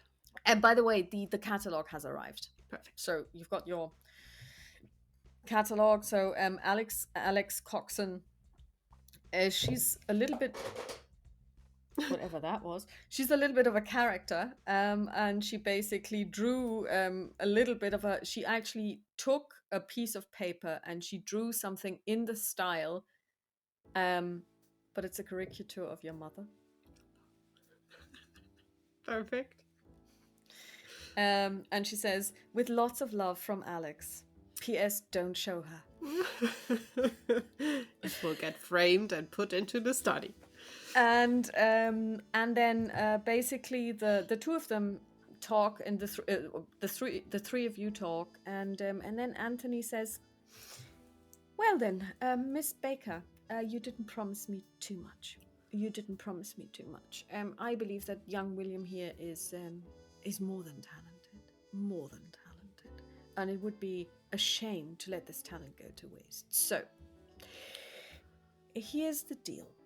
Because, of course, I earn my living. And I understand that Mr. Perkins here has been unable to convince his progenitor to fund his endeavors, shall we say. Well, for that, yes, friends, luckily. So here's my suggestion. I will take him under my wing for a year, and I will teach him. The first 3 paintings he sells to me. That is an easy That's all I ask. deal, I think. William. After that, we continue the studies, and he will just pay a normal fee for the first year, and he can have as many exhibitions as he likes, and he can sell as many paintings as he likes, but the first 3 go to me. William, fine for you? William is beyond speechless. He's just basically choking on his potato.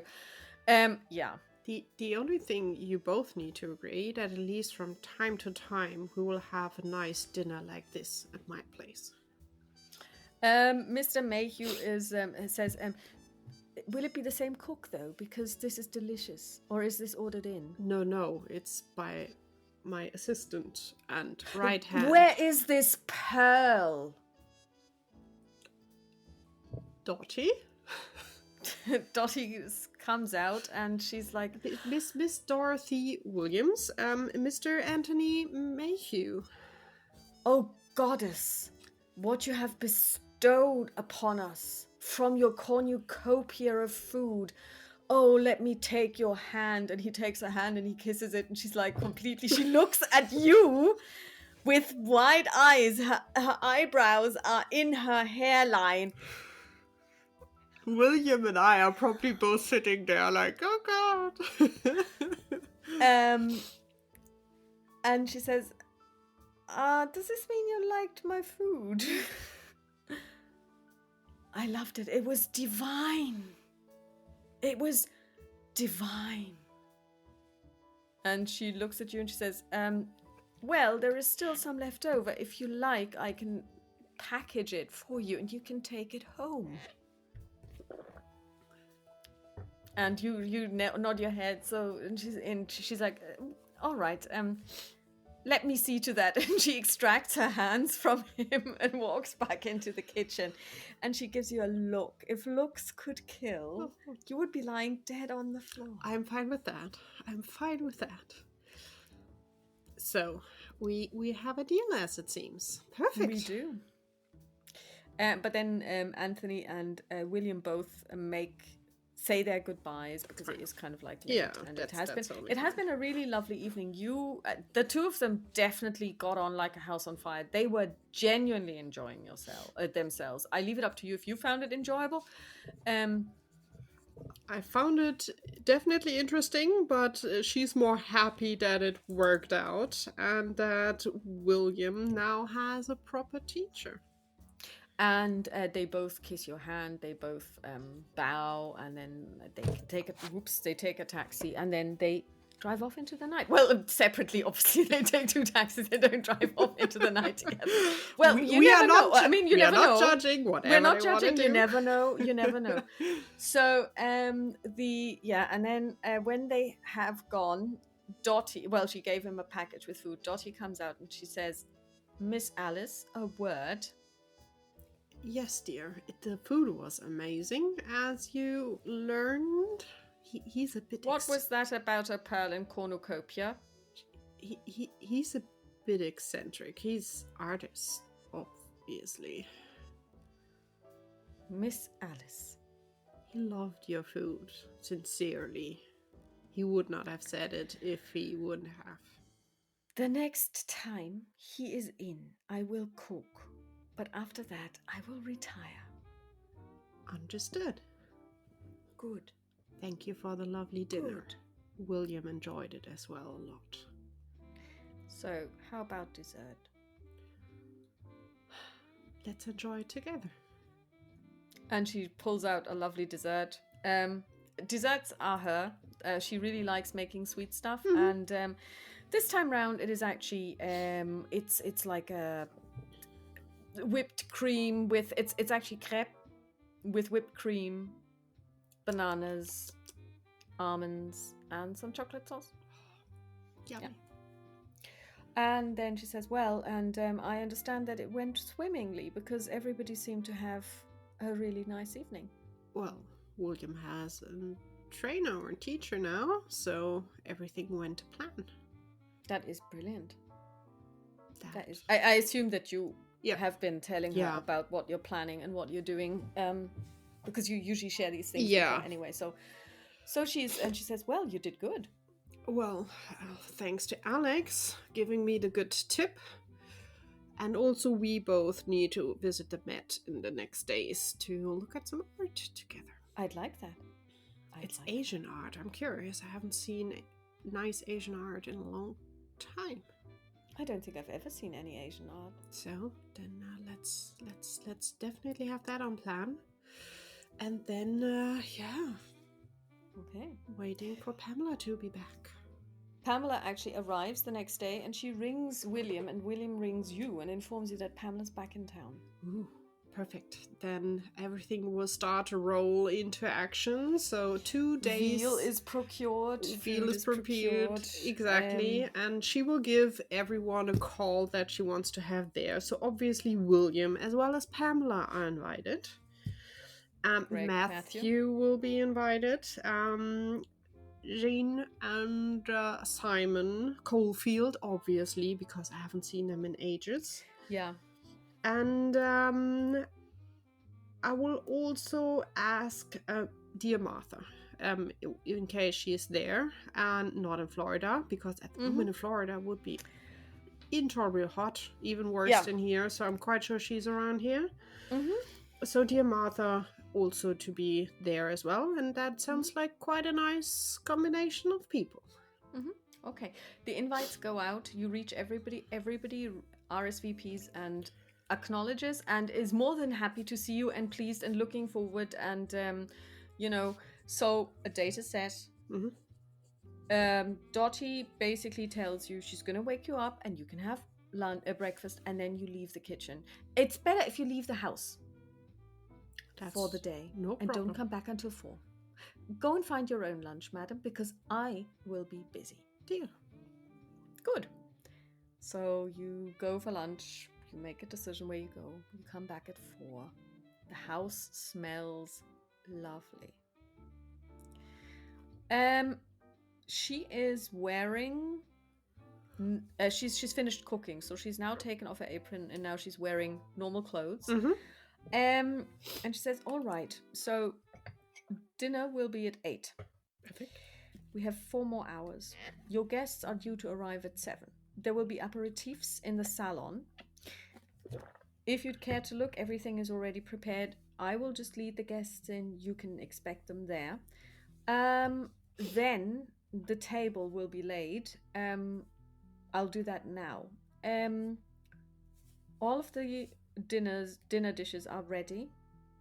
I just have to put them out." Amazing. She takes that compliment graciously. What are you going to wear? That's me asking, not her. Are you gonna dress up in a way that's in any way special? I mean, matching Pamela will probably be impossible, but who knows? I will definitely wear something nice, but honestly, I'm quite sure it will be pants. Yeah. So, something quite nice silk would be definitely a way to go. And, but still comfy. That's the best combination.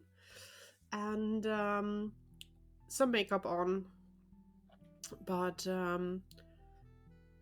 not too loud. It's a bit taken back. So it's elegant, it's nice, but it's not screaming, "Hey, I'm here," because it's her home.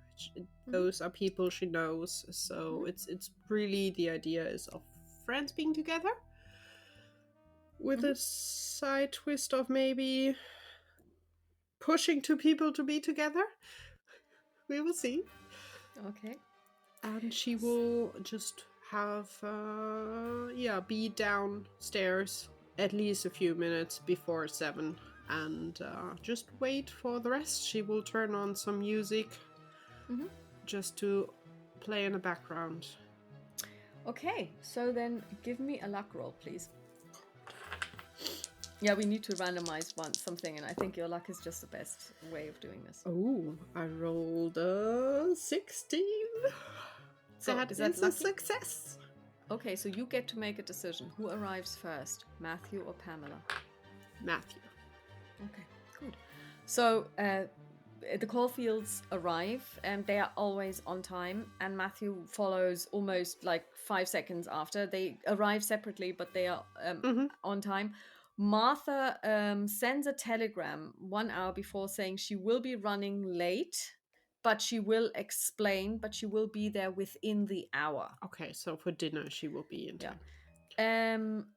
So the Caulfields arrive, flowers are given, you lead them into the salon, there is aperitifs. Matthew arrives. Alice, dear, Matthew, how are you doing? I'm doing And well. he kisses you on how both does cheeks. he look? Gaunt and drawn. He's lost weight. Okay. You look like you need a vacation in a nice place. The last vacation that you went on ended up with you finding me somewhere in a cellar. Yeah, but you look like you need a time out, dear. You're not sleeping well, and you're definitely not eating enough. You sound like my mother. No, it's just a worried friend. Yes, it's I just find it difficult to concentrate on anything, and food kind of, I just don't feel hungry. That will change, because now we will have to meet at least once a week now, just to make sure that you are having at least regular food inside of you. All right, if that wipes that stern look off your face, then we can talk about this, Alice Baker. Come on in. And he walks in and he takes an aperitif, and then the doorbell rings. I will go to the door and see who it is. It is William and Pamela. Hello, you two. Welcome to my humble abode. For the first time, you actually see Pamela's hair. Pamela has very short hair. It comes only down to her ears, and it's this very interesting, very typical cut of it's completely straight but going down. Yep. And I don't know how they actually did it, but it's completely plastered to her skull. It looks perfect. There is not a single hair out of place, but whatever they did to make it look like this is what it looks like. She's wearing no makeup today, except for the smoky eyes. Uh-huh. Of course, she's wearing pants. But this time it's, yeah, your mother would probably have a heart attack. She's wearing men's pants with stripes, Nadelstreifen, Yep. and a vest that would go with a male suit. I love and And adore those that. are male. This is probably made for a man that is very slender. You don't think that it was made for a woman at all, because it's not cut for a woman at all. It fits her perfectly like a glove, but it is super unconventional. That's, Alice loves it.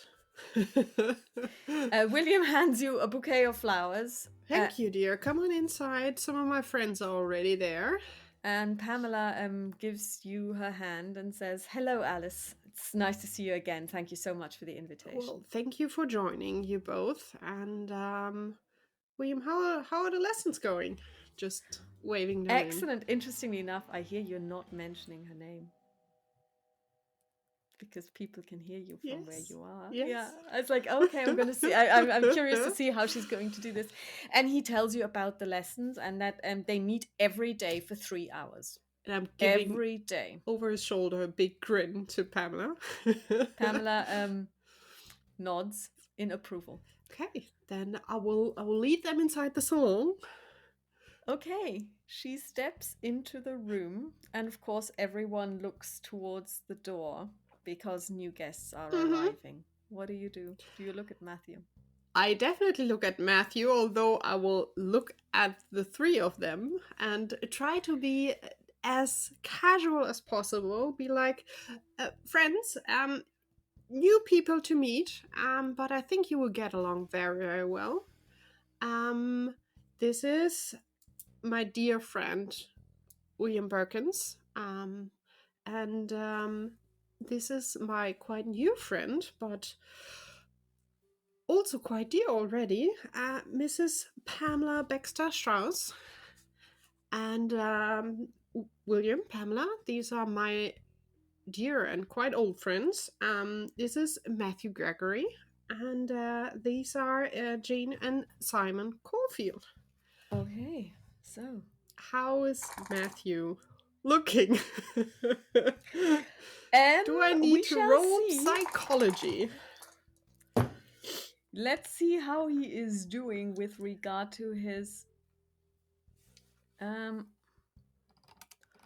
oh my, he failed his sanity roll. Oh, basically, goodness. his mental stability. So basically he is, you can tell that, he is, there is something going on. Let's see how Pamela does.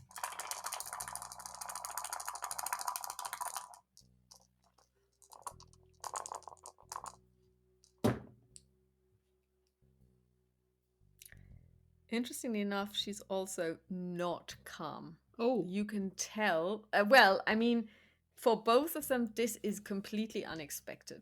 There is definitely, they know each other. You can tell. Yeah. I will not play on it or point it out. I will just William and I basically know each other for quite a while now. Our parents tried to get us matched, which is not really working out, but he's still a very dear friend, and he's a great artist to be. And Pamela is, well, like his sister, and we met at my mom's big festive ball I told you just a few minutes ago. And, well... Simon is the consummate gentleman. He's like, "Why, isn't that nice?" And he, "Don't you think so, Jean?" And he walks towards Pamela. He bows. He kisses her hand. He shakes William's hand, and Matthew just stands there.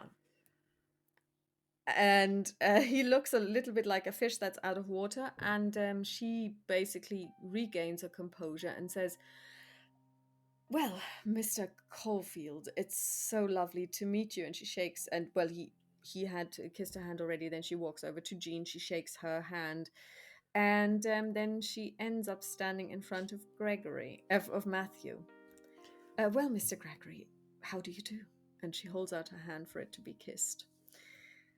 And Matthew bows and kisses her hand, and maybe holding it a little longer than it is necessary.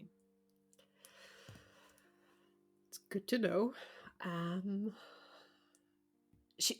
Alice will jump right back into making conversations and be like, well, Matthew is a lawyer, and I still didn't make up what Jean and Simon are doing, but she will also just that everyone has a bit of background, and we are just waiting basically for my friend Martha to join, or for our friend Martha to join, and then we are all complete for a nice evening of some talks. And eventually she does show up, and she basically kisses you on both cheeks and says, I am so sorry, Alice, it is an absolute nightmare. What happened, dear? A fire. Where? In the you know that she has a townhouse like you. Yeah. And she says 3 houses up, the whole street was closed with fire engines. We couldn't get out, no taxi could come, so I had to walk, but I knew it was going to take a while, so I just basically walked to the nearest telegraph. I sent it to you, and then I walked some more and then took a taxi. I am so sorry, but don't be. When there's your house a fire is safe, dear, right?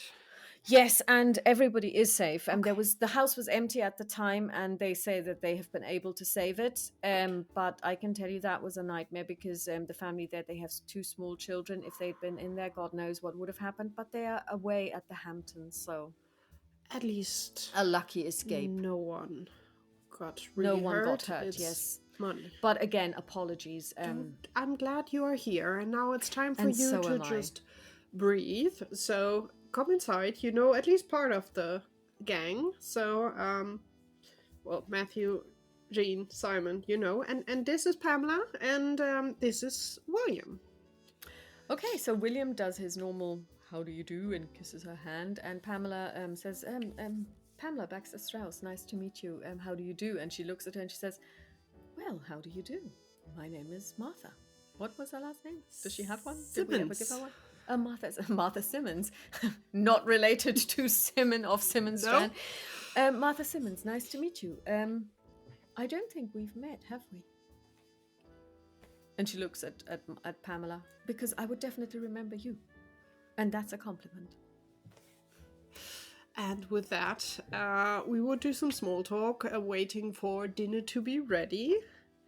And then Alice would have a close eye, obviously, on all her guests, especially Matthew and Pamela. Matthew is conflicted. Okay. Whereas Pamela is, she eyes him, and she isn't hiding it at all.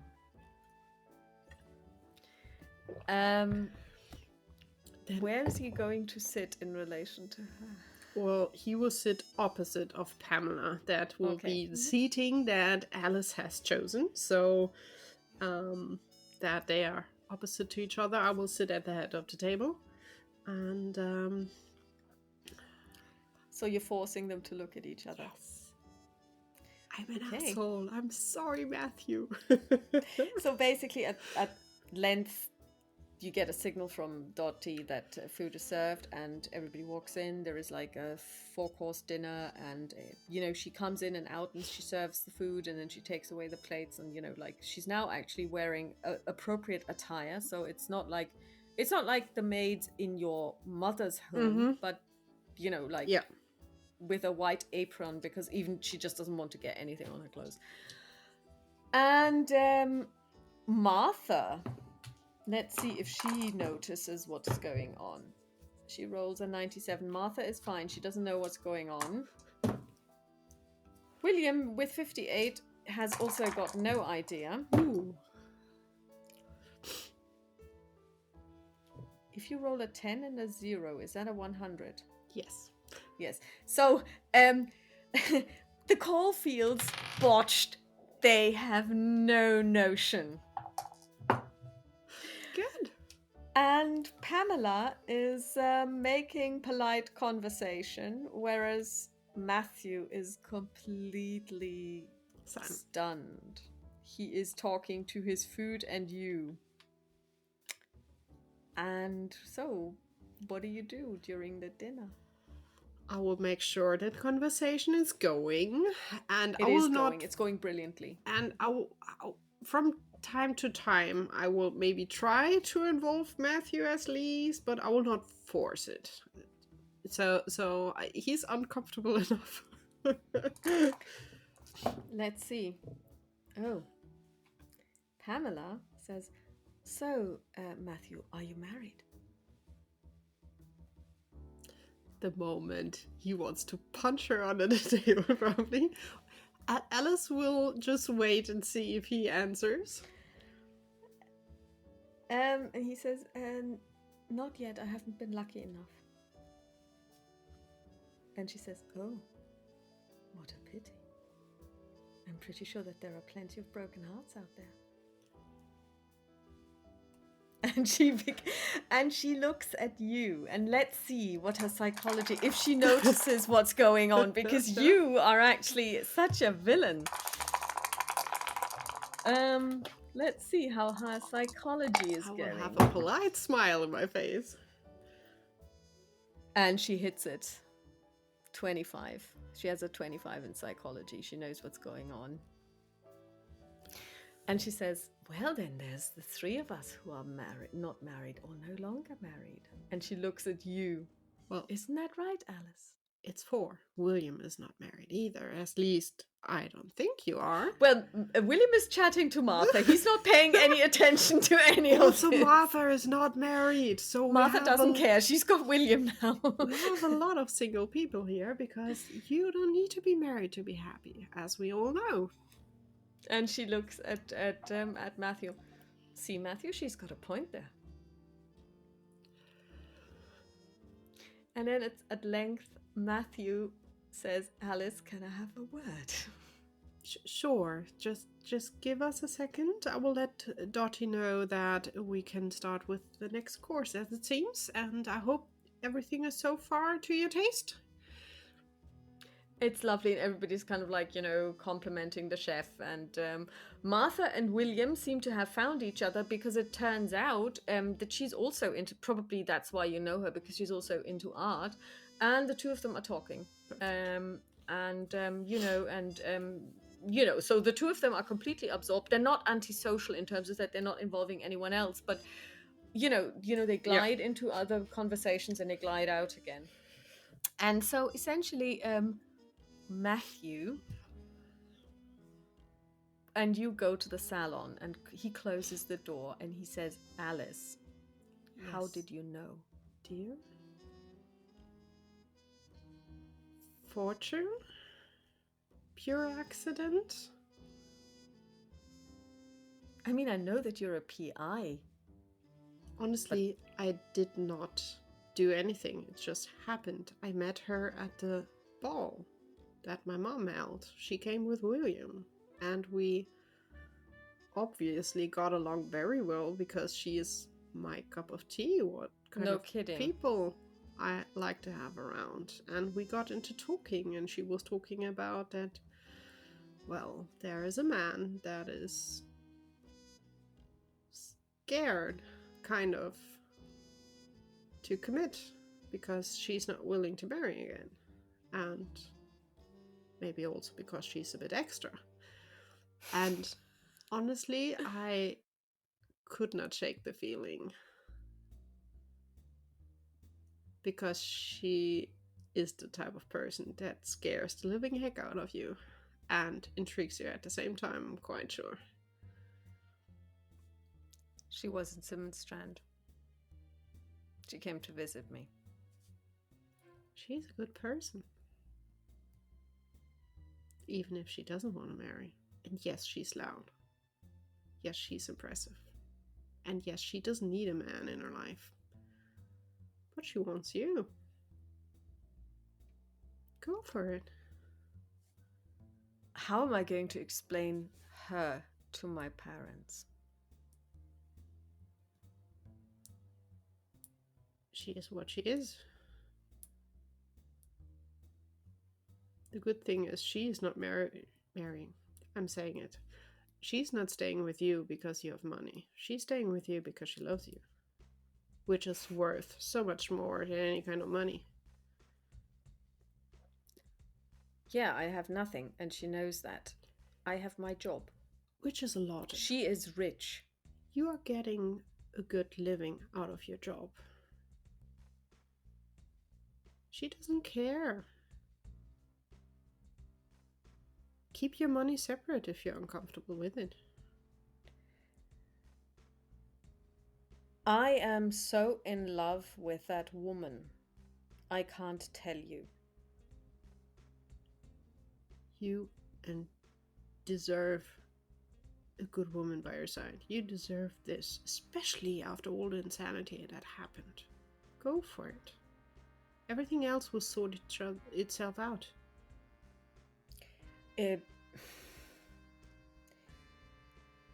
I was worried that you were in love with someone that was married and unreachable. She's very reachable. See, she's there. She's made it absolutely clear, but she's also said that she will not conform to society. Well, she can play society very well. What was it like having her at the ball with your mother? I enjoyed it. My mom hated it. Exactly how it should be. But at least I was not in the focus of the whole chit-chat. Yes, I've noticed that she's able to draw everyone's attention when she means to. But she got along with everyone. She knows how to play society, that society can't do anything against her because she's just skipping the rule as much as she can without breaking it completely. That is a skill not a lot of people have. And society hasn't treated her too well when she was here, so she has all the right to be herself. She told me about her parents, and she told me everything about William, and well, he's not doing well with his parents. They are terrible people.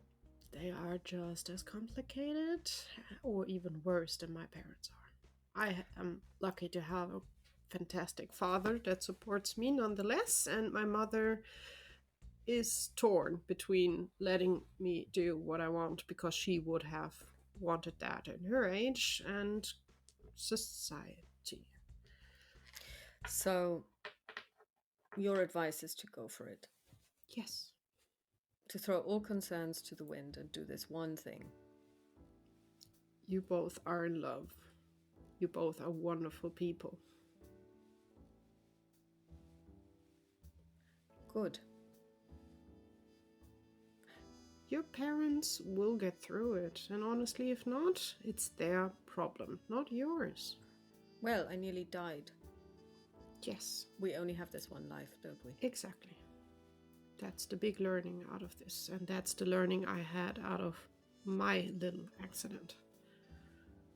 And he looks inadvertently at your leg. That's fine. He can't help it. And then he gets up and he walks towards you and he bows and he extends his hand as if he was asking you to dance, and he says, "Shall we go back?" Yes, let's do that. And I will give him a little kiss on the cheek. And he returns the kiss very lightly on your cheek, and he leads you out and into the dining room where the next course is already waiting. Perfect. And then the evening draws to a close, and then at some point Pamela says, "William, why don't you go ahead? I'll make my own way home." And she looks at Matthew and says, "How about we share a cab and continue our conversation?" And he agrees, and the two of them step outside into the darkness, into a cab, and drive off. Good.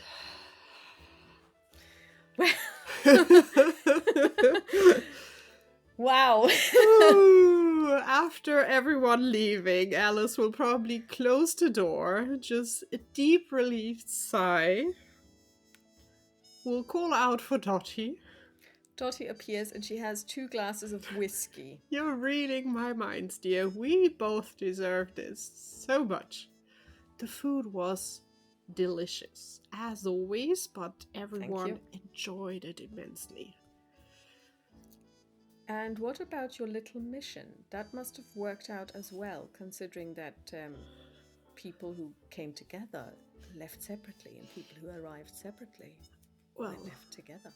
Matthew was a bit shocked and intimidated, but I think he's taking the same lesson that I did from before. You only have one life, and society is one thing. Yes, there are rules of society we need to keep. That is laws that we need to keep. But honestly, what does it help that your parents say, oh, this is not the right one, but you know it's the right one? The parents don't have to live with her. He has to live with her. Isn't that the truth? He deserves happiness. And I think she will be the right kind of happiness he needs, because she will kick his butt. That he needs to get outside, that he needs to eat, that he needs to move, that he needs to enjoy life. And he needs that now more than ever. And if needs be, she can give him her wardrobe. Did you see what she was wearing? I need to try that. It looked stunning. Miss Alice!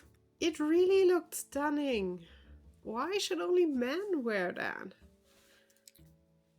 All right. And she drinks her whiskey and she says, Holy Mary, Mother of the sweet baby Jesus. Maybe in a more feminine way. We will see, but I liked it. I liked it really a lot. But I'm really worried about Matthew. He didn't look good at all.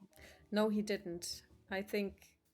And it's weird that I should say this, but maybe this woman, and you can hear that it's this woman, she's not like your mother would say it, might be just the right person. You are right. I assume we will be seeing a lot more of her. Obviously. All right. There's plenty of whiskey. I do not approve of her style. I'll say this now, and I will never say it again, but I just want you to know. I know. I appreciate it. She's still a wonderful person. I have no doubt, since you're her friend. And I'm glad William has her, because she was the right one to push him to start with his art and really go for that. I just helped along the way. And for Matthew, it's the other way around. I'm pushing him and she is now the one to bring him the last step out. And obviously his parents will hate her with all their might, because she is not the cute little puppet that stays in the kitchen, but she's good for him. Well, I doubt that she can cook, but she can appreciate food, which is acceptable in my book. Don't underestimate her. I think she's capable of a lot of things.